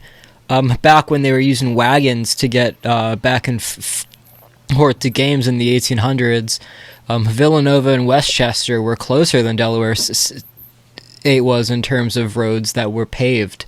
So you think about that. Obviously, not an excuse when you get into the 60s. But nonetheless, a game that should be annual. Of course, isn't in the next few years. But I believe that there's been some agreement that they won't be strangers moving forward. And it's interesting that that DSU's become the Westchester of the current era, in a way that I think they should have been all along. It's a fair point. And I know the Delaware State game took a while to get off because I know the Delaware administration didn't really see the benefit in it on their side, but I really They're wrong. This administration understood it, I think. So Dan, I'll throw it back over to you. Thinking about the non-conference slate as a whole, of course, the first three are really gearing you up for CUSA play, but what would you call a successful non-conference slate out of these 4 games? Well, in order, certainly looking convincing against Delaware State is important. I think it's one of those where in the past, in the FCS era, as long as Delaware avoids any upset against Delaware State, that would be disastrous for UD. You're still looking at it as, okay, it's one building block, a win toward an FCS playoff resume, even if it's not a remarkable or a highly rated non-conference win. But I think now style points are going to matter in terms of having people buying in to say, okay, yeah, you can see Delaware's playing at another level now. And they dispatched Delaware State to the point where you can tell one was a 1AA school and one was a 1A school now, as I'll use some of those old school labels every now and then. So That's what I like. think that step one is Delaware State. I do think style points are going to matter for Delaware in that one. In terms of externally, there's going to be that conversation of how Delaware looked, what the final score was, what the margin was, in terms of the optics of playing your first FBS game as that level program against the visiting FCS foe, Del State. I look at then Colorado and UConn in a pair. Can you get out of Colorado healthy enough to hang in with UConn and actually give UConn the kind of game that we're looking for Delaware to give on paper from the start here? So I won't spoil all Brody's thoughts on UConn, but I think Colorado and UConn go together. Dan. I think they go together. I really think they do. You want to emerge from Colorado with the number of bodies to. And I'm not saying Colorado is Penn State, but you do want to emerge from a long trip back across the country basically to host UConn, and you want to be in one piece for that as much as possible. And of course, you don't game plan that. It's not like you're drawing a Colorado game plan that way. You're game playing to beat Colorado. So don't get me wrong, but I do think that's my view of the non-conference part there. And then Wake Forest, to me, my view, Wake Forest is getting underrated by some Delaware followers in the sense that, sure, Wake Forest on paper is the more gettable power conference opponent than Colorado, but I think by that late in the year, in November, Wake Forest will have a good bit figured out in its new staff. And so Delaware has historically not played that well in November over the recent years on a balance. And that Wake Forest game, I'm pretty sure I'm right on this, it occurs on the same weekend as the old Villanova weekend, which I got to bring it up. Until I see that time of year yield some different results and more consistently. And it's not an easy time to play. It's getting colder. The injuries are adding up. But I'm very leery about that Wake Forest weekend by the time we get that far along. So now Delaware will have made progress too probably by that point. But for me, I'm going to focus on the Colorado-UConn combo. How do you look coming out of Colorado to get ready for UConn? Wake Forest head coach Jake Dickert running the program now after arriving from Washington State, where he finished with an 8-4 record in 2024.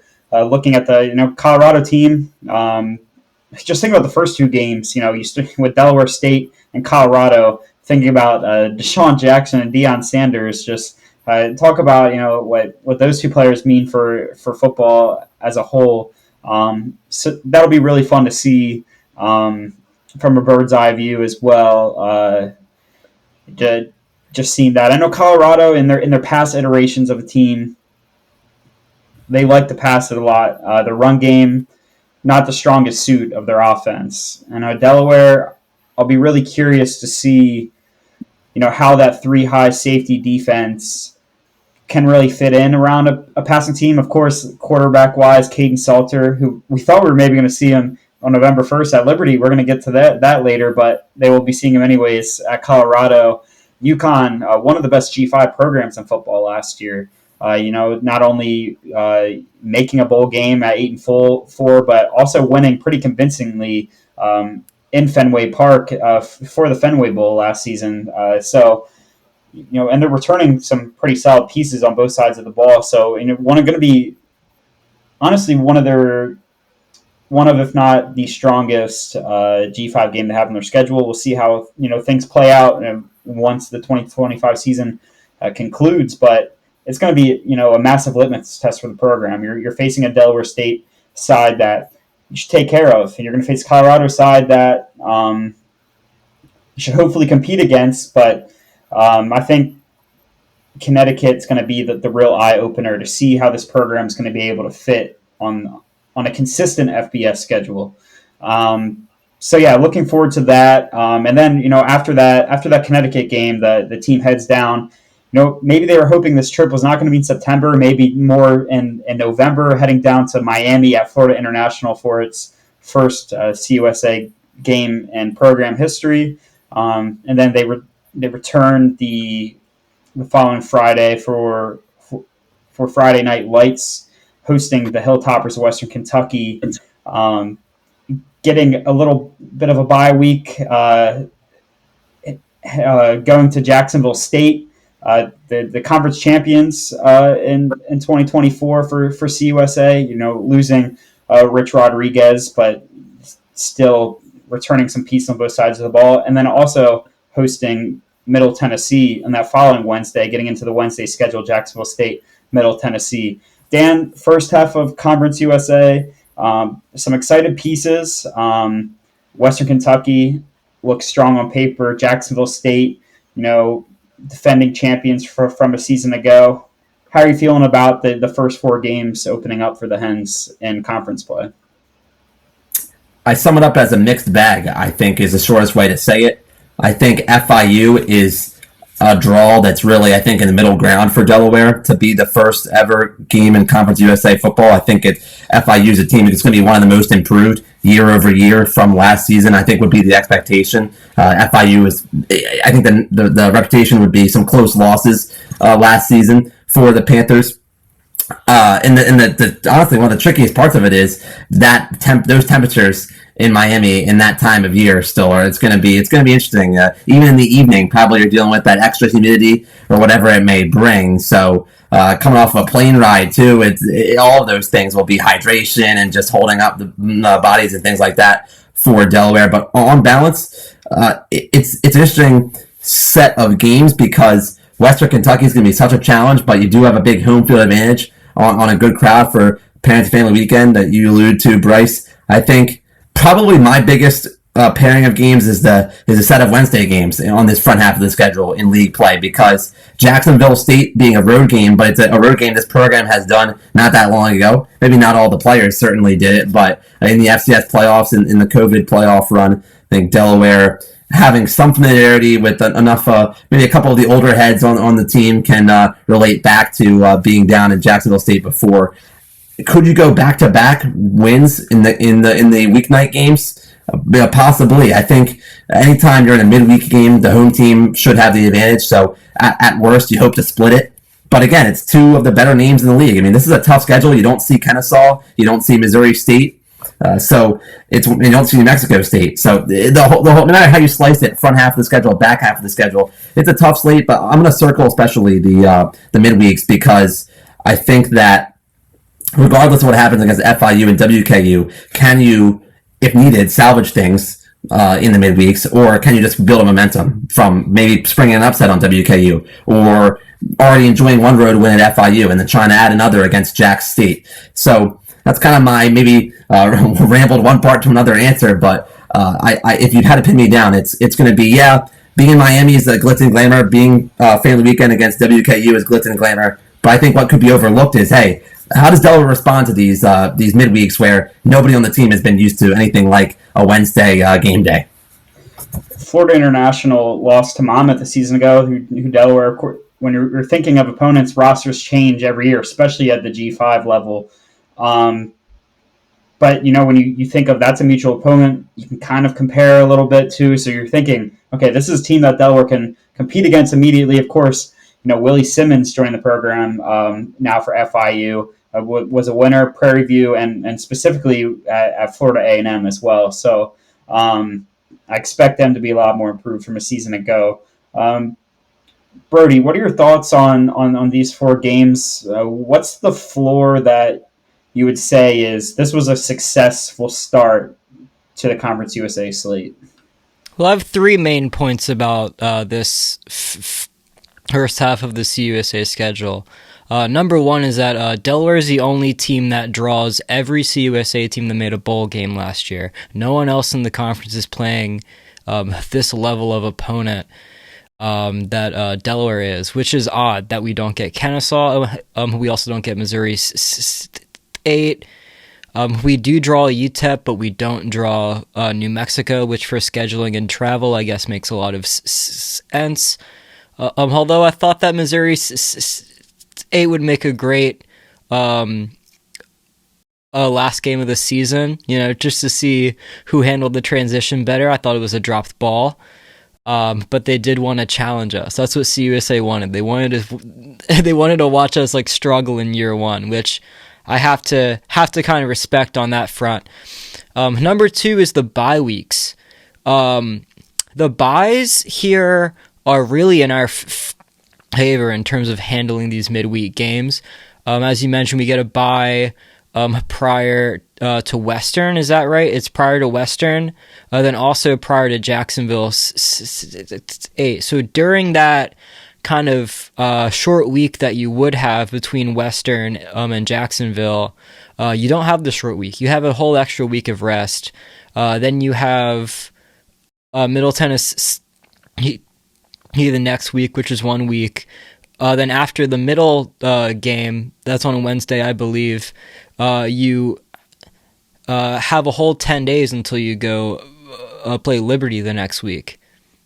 That's pretty good. In terms of weekday games, we kind of got a good draw. Another thing I want to add is that this half of the schedule here, I'm not counting FIU in this, even though by transitive property I probably could. Delaware is a perfect 6-0 combined against Western, Jacksonville, and Middle Tennessee historically. Now this dates, of course, all the way back to 1972. I think is the last time we played, or it's the earliest time we played any of these teams, being Middle Tennessee. And then Jacksonville State, obviously the 2021 playoffs. But I'm going to rest on that and say we're going to not lose any of these games. I'm joking, by the way. I think a reasonable expectation here is to go 2-2. That might require an upset at one point or the other. I think the FIU game, as you mentioned, Dan, is kind of a draw, I don't know who's really going to handle that one. Of course, you have the Monmouth connection. It's the only connection that Delaware has to this strength of schedule in this new conference. But you look at the Western game, we draw them at home. That's kind of a good draw. It's on a Friday night. It should be a bumping in the stadium, hopefully. I mean, I'll be there. If you're at home, I want to see you there as well, make the drive out. You have Jacksonville State, who we have played relatively recently, and then Middle Tennessee at home, and that should be it's hard to tell who's going to be doing what by that part of the year, but as of right now, looking at it, a lot of the power rankings out there have Delaware a few spots over Middle Tennessee. So hopefully going 2-2 here would be a reasonable expectation. Of course, you never know which way the ball is going to bounce. So who knows? Yeah, I mean, it's totally hard to figure out what these teams are returning, what they're going to look like on paper. Like you said, so much turnover. Thinking about not just players but also coaches in this. You have Charles Kelly now running the Jacksonville State program. You have Willie Simmons running the FIU program. You have Tyson Helton, who's really ran a tight ship, a great program over in Western Kentucky. And then you have Derek Mason, who had an underwhelming first year, but a lot to pick up from in year one, and has a second year to really install a system. So I think 2-2. I think that's a fair number you set, Brody, and I think we'll have a better idea a month from now. I think we'll be able to look in mid-September and kind of, I wouldn't say reset expectations, because hopefully we don't have to reset expectations, but I think we'll have just a better light of what's ahead. Because we're not just going to be able to get to see the Hens for the first time in FBS, but we're going to be able to get to see all of these other teams play 3-4 games before they play us too. Having, one of them playing this Saturday night in week 0 in the Hilltoppers. So that's definitely going to be a fun one to watch and really kick off. Not just my excitement. I don't need excitement built up for Delaware football, but watching these programs, watching all 12 of these programs now on ESPN Plus just gets me super excited. And I'm happy, Brody, you mentioned about the bye weeks, because I was asked on the College Huddle about, do I look at it as a bad thing that the team's getting all of these byes so early? But I said there's a lot of bye weeks built into each other. I think the program got super fortunate about this being a Friday night game, because you almost have 2 weeks built in to really close a chapter of the first 4 games of the season. And then you get, as a transition from that Friday to Wednesday, you get another week and a half, almost kind of like when a team plays a Thursday night football game in NFL, they kind of get a mini bye week when all these other teams are playing on Sunday. So I think getting that Friday, if they were already moved to a Wednesday schedule, they would only have naturally a week. But playing on that Friday, they can't play a Wednesday game already, so then they get kind of like another turnover of a week within itself.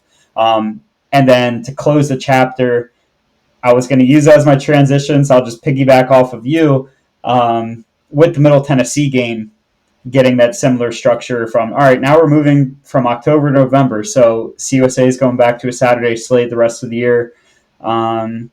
So then you get another week and a half to really reset heading into these final 4 games. And it's going to be a big opportunity for the Hens, having their closest road game of the season at the Liberty Flames. And then the following week, hosting the Louisiana Tech Bulldogs. And, before heading into that Wake Forest game, talked about heading on the road to, for the coaching staff, a very familiar program in Sam Houston State, heading to Huntsville to play against the Bearcats, and then finishing up CUSA play. And Brody, you made a great point. Since Delaware and Missouri State aren't bowl eligible, this really was an opportunity for the conference to have like a newbie bowl. I was thinking, when Missouri State and Delaware didn't get to, actually, I got to give credit to Wyatt Wheeler for this one that covers the Missouri State for the Springfield news leader, that he talked about last year when both teams weren't eligible for the FBS playoffs. They should have played in a bowl game last year to build up hype for 2025. So, I thought they should have called it the ineligible.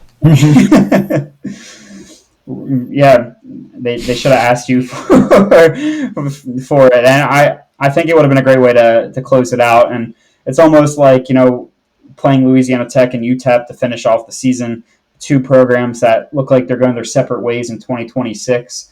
So it's cool they get to play both in this, hosting both for the first and only time, at least in a Conference USA setting. But heading into these final 4 games, wrapping up its first season, what kind of stands out to you on paper, Brody? I'm looking at the Liberty game. That's a huge one. A very possible regional rival there to develop. I like getting Louisiana Tech at home. You don't really know what they're going to be. This whole conference has had coaching turnover. I look at that when I look at Sam Houston, as well as some other teams on the slate. There's a lot of coaching turnover. Delaware is one of the more consistent teams in the league in terms of coaching. That's something I didn't really zero in on or really take to heart until I learned it. And that might be a tipping point in some of these games. You look at Sam Houston, which this year, instead of in Huntsville, it's actually going to be in Houston proper. It's going to be at the Houston Dynamo's stadium. You mentioned Bryce. It's a huge game for the coaching staff, a lot of whom came from the Keeler tree at Sam Houston, which is huge. Very excited for that one. A lot of shit talking will definitely happen on Twitter. The Sam Houston burners, they really go all out. And then the last game against UTEP, I mean, that could be the difference between going 500 and not. And that's a huge game, UTEP coming all the way to Newark in the very, very cold. At that point, it's post-Thanksgiving, I think. It's not even like Thanksgiving weekend. It's the weekend after that. And that's huge. You get them coming all the way across the continent, basically. And you really want to close the season out with momentum, regardless of how you started it. That can be the difference between going 500 and maybe backdooring your way into a bowl game, or losing that 500 status, and kind of ending the season unsuccessful. We can talk about that later, what that looks like for each of us. But it's a huge. There's also no bye weeks here. It's one after the other, including the Wake Horace game as well from earlier. It's a big part of the schedule. Every weekend in November, you're having a game, and it's only getting colder, and you're only getting more injured, more banged up. So it's a big stretch. I like going 500 here as well. Whether that comes with Louisiana Tech at home or Sam Houston on the road, UTEP at home. Those are all games that kind of lean on the winnable side for me. Of course, we don't know what these teams are going to look like until the season starts. It's a preview. It's not a review. So I can't give you all that information. But those three games, those are all kind of toss-ups for me in terms of if they're winnable or not. We don't know what Sam Houston's going to look like with this new look. That basically the entire team has gone through I'm not sure if I can call it a rebuild, but it's a little bit different now than it was without Keeler. This back half of the CUSA schedule, this November schedule, it's going to be tough, but I think there are some winnable games here. I think they can go 500. We talked about your missed opportunity with Missouri State and Delaware being, since they announced the move to Conference USA, I've been pinning Delaware, Sam Houston at Delaware for the first week opening up Conference USA play. In that spot, we're going to FIU, but my idea was drained as soon as Keeler took the Temple job. Breaks my heart. Yeah, I thought about that matchup for last season, Keeler being inducted into the Delaware Hall of Fame, Carty being his offensive coordinator. A lot of coaches on the offensive side of the ball. You have Coach Rogers, Coach Smith, Coach Archer, all on the offensive side of the ball, working over there as well. And it would have been a really cool opportunity to see that. But yeah, hey, I mean, you want to talk about coaching in the back half of this CUSA slate? You get Manny Rojas, who came from Liberty. Mm-hmm. That's a connection there that I don't think we're talking about enough. Yeah, he told us like that. He is very, very excited for that trip. I'll have to figure out his full quote on that one. But yeah, let's get some brand new blitz packages that they've never seen before. Let's have guys like riding on the shoulders of another one, like chicken fighting. Let's get some weird stuff going on for the Liberty game. I think we can handle it. The Flames versus the Hens. Well, Dan, I know you talked about it earlier with November. You're not buying in until you see this team, really tune in the back half of the season when, as Brody alluded to, injuries are present. Fatigue is there. Unfortunately, maybe some guys might be thinking about next season already. Like that, you might be hitting points for a team that's really built in unity in August. Like it really gets tested in November. So we have the opponents for November. How do you feel about this month that Delaware's really struggled with in years past? Yeah, and I should say it's struggled with against the best of the best in November. I mean, admittedly, nobody on the show wants to have to admit it, but Nova is one of the best in CAA football. I think about having to play Elon, and I'm pretty sure it was Elon in November too, or early November in 23. Close game, close loss for Delaware. I look at it now. Liberty is a version of November 1st. Here's your new November. Here's your new November challenge, right? It's almost hard to even get it off your tongue. But certainly Liberty has to be a huge gauntlet for Delaware. Has to be an idea of, all right, how far is Delaware removed from being a top of CUSA kind of team? And my number one game in the bunch at the end of the year is at Sam Houston because it's still a homecoming for a number of those former Bearcats that we already talked about. And I think it's probably one of the best chances to be pretty entertaining to see how does Delaware compare to a recent move up from the FCS as well down in Huntsville, Texas. So I think that's why I'm going to particularly pay attention to SHSU. We covered them in all three phases as we promised. I wish that Sam Houston game was going to take place in that new stadium that's going to be out soon. But I know, Dan, you're making the journey down there. Still will be an exciting opportunity to get down to Texas in November for a game. So yeah, shout out HTX Ben for being a gracious host. I appreciate you. Yes, sir. Yes, sir.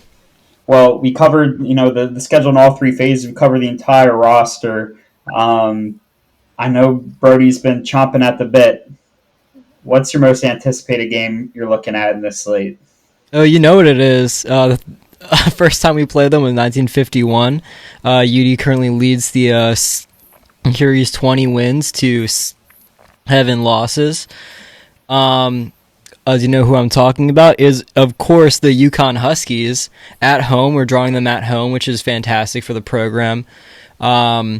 It's a huge game. I mean, if you're someone like me who's been following Delaware athletics for, the day I was born, essentially, this Yukon game's a long time coming. And I'm glad that they got him on the schedule. This should be, as I mentioned before, just like many other games, it should be an annual game. Used to be. Drawing them at home is really interesting because they didn't lose to a single G5 team last year, and you wonder if this is a program that's going to kind of revert to the mean, or if they're really making a push to maybe join the Big 12 or something, kind of tooling up for a jump that we won't see coming. As soon as we get back into the same level as them, they pull a Big East to our Yankee Conference once again and move up in the ranks a little bit. Let's put an end to that. Let's put an end to that and put them back where they belong, 21-7. That'll be the record after this game, and that'll be the score as well. 21-7. I'm calling it UD beats the Huskies. I'm also looking at the Wake Forest game. Now, Dan talked about it a little bit prior. It is kind of late in the year. Wake might have their new look offense more figured out.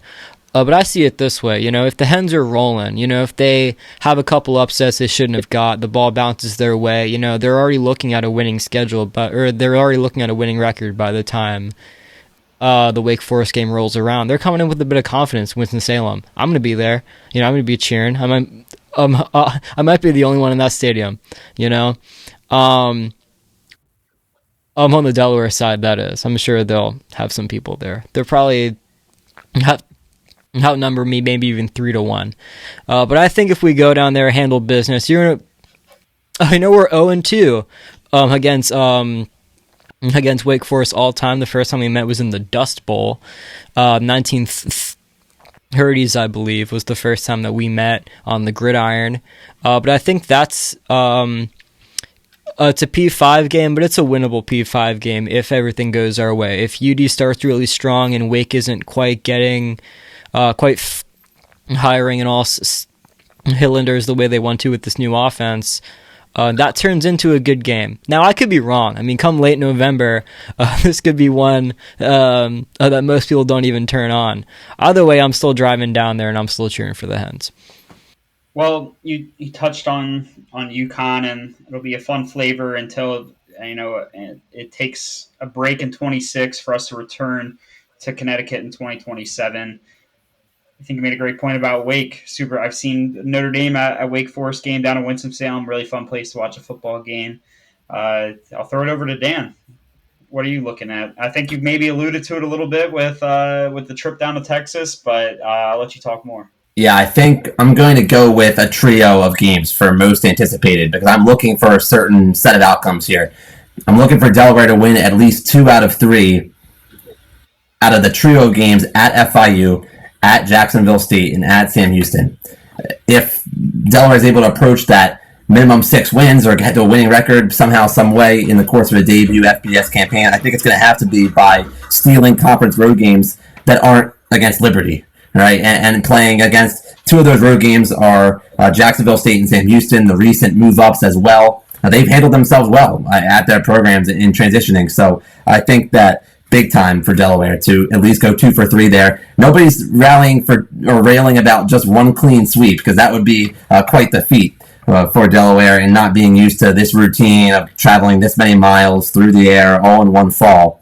All that's understood, but yeah, I'm looking at that bundle of games there. I mean, there's one thing about protecting your home turf. Delaware's been pretty good about protecting home field in the Carty era and even with Coach Rocco and before that. So on balance, Delaware Stadium has been a tough place to play for a lot of people. Really, it's a select few teams that have given Delaware headaches at home, and we know who they are. Recent Richmonds and Elons and Villanova for however many number of years. So Delaware Stadium, I think, can be protected against at least one of MTSU and La Tech. And so when you look beyond that, I'm looking at, can you go 2 for 3? Can you take a plus 500 record in a set of road games where I think those games on paper are those reachable CUSA opponents? I'll touch on it quickly because we talked a lot about a lot of these teams already. The 2 that I have, first is that Friday night game in Western Kentucky. I feel like if you look back at how I talked to the schedule earlier, this is what I'm looking forward to the most out of all the home games. First CUSA home game, first nationally televised opportunity for the Hens that Thursday night. I'll be up there with the Blue Hen Touchdown Club giving a talk at a luncheon, so it'll be a full weekend opportunity, parents' weekend. The Delaware Stadium will be packed. The vibes at the Tub will be high. And I'm picking out Liberty because it's a program that holds themselves to a very high standard. They made college. They made a New Year's Six bowl game a couple of years ago. A program that will always view themselves as one of the top of the food chain in the G5 world. So I think it's a great opportunity to kick off that back third of the schedule. Even though I know it's technically 8th of 12, I think it's going to be a really good opportunity for the Hens especially to come off that mini bye week as we talked about, have a couple more days to really prep heading into the month of November. So I like that all 3 of us had different games. So I think that's a really cool opportunity. And I want to finish on maybe concluding thought on this because we've had a lot. We've went through every position on the roster. We had a great conversation with Coach Carty. We broke down the schedule from top to bottom. Dan, I'll start this with you. It can be win-loss if you wanted to, but it can be just vibes.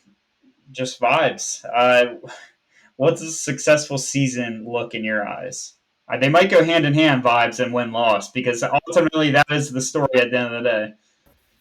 At Delaware, vibes will only take you so far because the number that's in the wins column is going to dictate the vibes, right? And of course, we're not claiming that's unique to only Newark in terms of all the college football towns out there. But what I'm getting at is the vibes year was maybe even last season where it's like, sure, you want to have the big farewell tour and crush a lot of wins on the way out of CAA football in the FCS. But in the end, having not the same end game at the very end of the season without the postseason access, you're thinking, okay, well, who's coming back? How are the vibes going into the following year? That kind of thing. I'm not really looking at the vibes so much this time around. How many games can Delaware thieve and have some thievery to finish up year one in CUSA? So the bar is 6-6 or better, right? I think that's in terms of, look, it's a high bar across because the strength of schedule is what it is, and it's not meant to sound like a fan who's overly,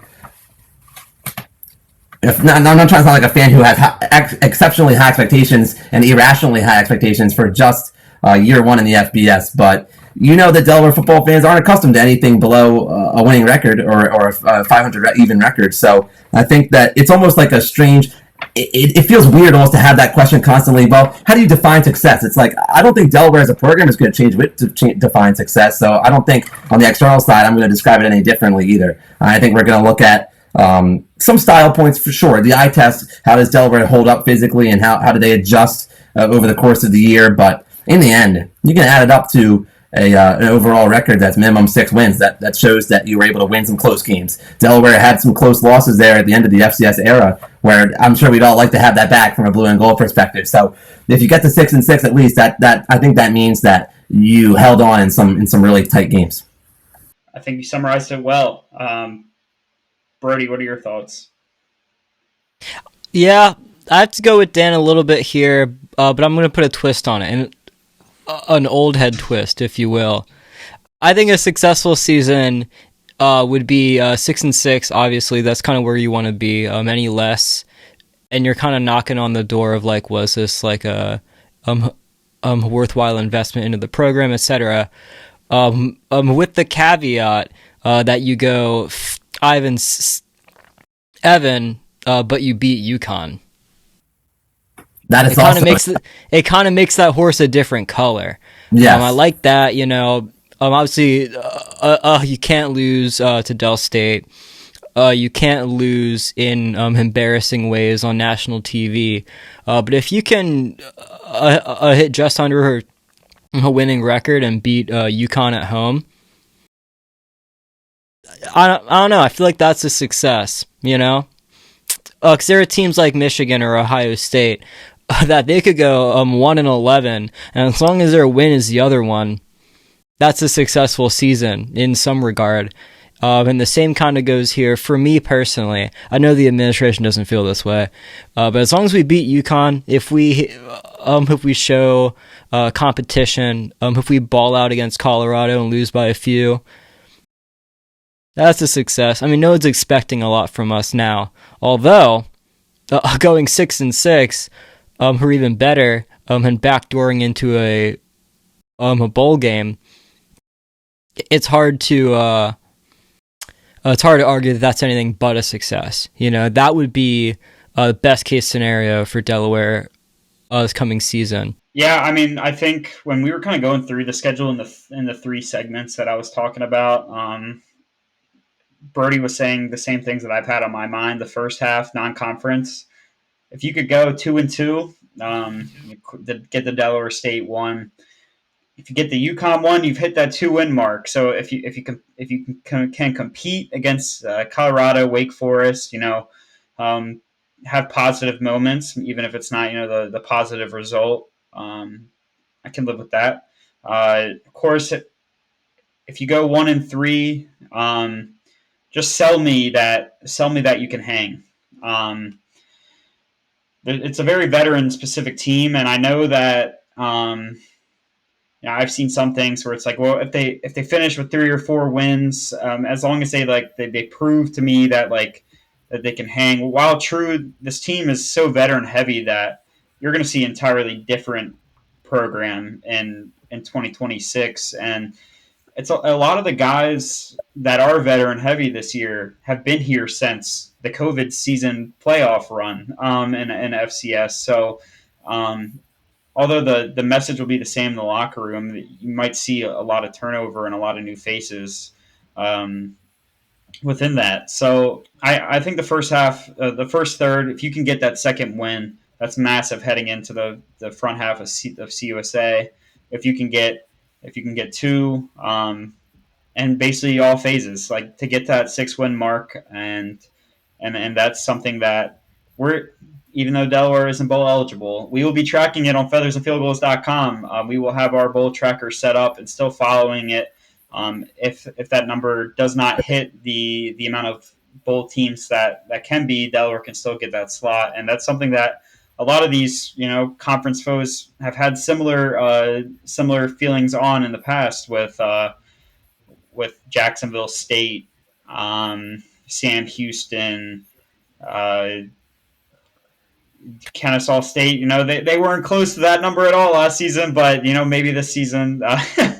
But even like James Madison was looking at that number, uh, looking at the number of teams in the past. So us in Missouri State.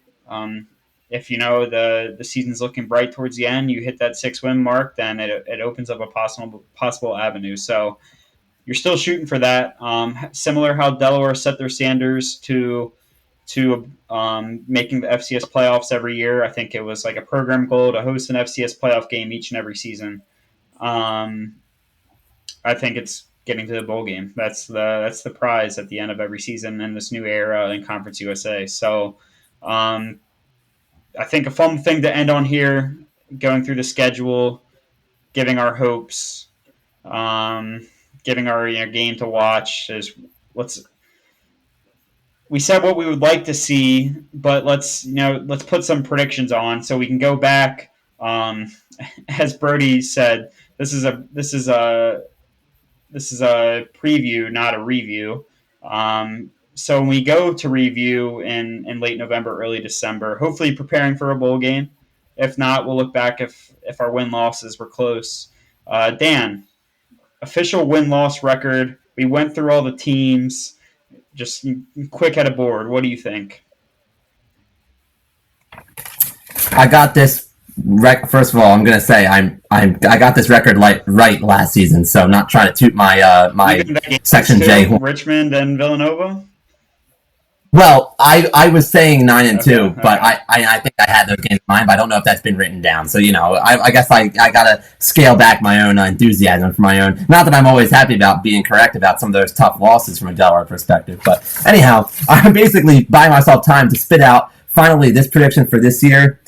I'm gonna circle right back to 6-6. I genuinely think that it's going to sound like a cop out. It's going to sound like, oh, wow, who's surprised, right? On the Delaware podcast, they said the prediction is what they were hoping to get. But I've been looking at it by the breakdown that you kind of set the groupings into in the schedule, Bryce, and I see ways for each of these pods of games to wind up even win-loss and even in the final tally of wins and losses. So you add them all up, and you get to 6-6. You basically can take away, if you want to, for discussion purposes, Del State and Colorado, and okay, so remove a win and a loss there in the projections, anyhow. You wind up at going from 6-6 to 5-5. You have 10 games you're kind of looking at, and you're tossing them up back and forth. Maybe you set aside Liberty as one of those that's probably going to be a tough one to get on the road as the conference favorite. So maybe you're looking at 9 games. Can Delaware go 5-4 in 9 other games? And I think yes. I think yes because of some of these draws on the road against recent move-ups, and also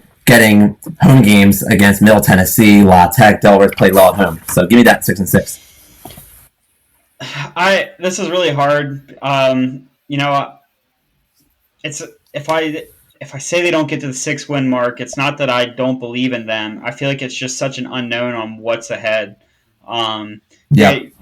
You got to be better than me, Bryce. Be better than me. Be the older man, the bigger man here. It's a very challenging schedule as well, not to mention. Yes, they programs like Villanova, Richmond, William and Mary, Rhode Island, New Hampshire, they play quality opponents in their CAA schedule each and every year, but you're not getting those games like Hampton, or you're not getting the A&Ts, you're not getting the Sacred Hearts, the Bryants. Like those games aren't just like flavored in there every more, where it's not like we talked about. It's kind of like a nice October, like late September to early November, like bye week setup, but it's a really, really tough schedule. And like, it's not like you're playing an ACC program in late November. Like there's, you get settled in this run, and injuries arise. There's no avoiding it.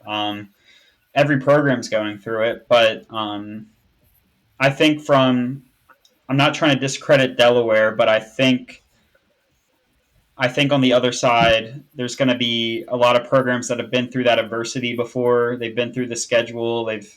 I know some coaching staffs have changed, but the programs as a whole have been around a little bit more. And you don't get some of those CSA opponents like a Kennesaw, like a Missouri State, like a New Mexico State in there that, you might feel a little bit better about getting to that 6, 7, 8 win mark. Um, so I'm gonna go with 5 and 7. I wouldn't be shocked if the floor was like a 4 win season and the ceiling was up to 7. I wouldn't. I think anywhere between the 4 and 7 mark would make sense. But once the Connecticut game happens, I'll be able to have different feelings. So I'm saying 5 and 7, but I don't feel good about it, and that's why it took me so long to get it out. I It's love it very though. That's rational. totally valid. I think that's totally valid. Yeah. So Brody, why don't you close us out on all of this? So we've covered a lot tonight. So I want you to wrap us up here. This is tough for me. As a diehard Delaware fan, as an alumnus, a third generation Blue Hen, I have to kind of approach this season with a level of rationality that I've never had to before. But Bryce, if you want to hit the theme music for me. Yeah, I got you.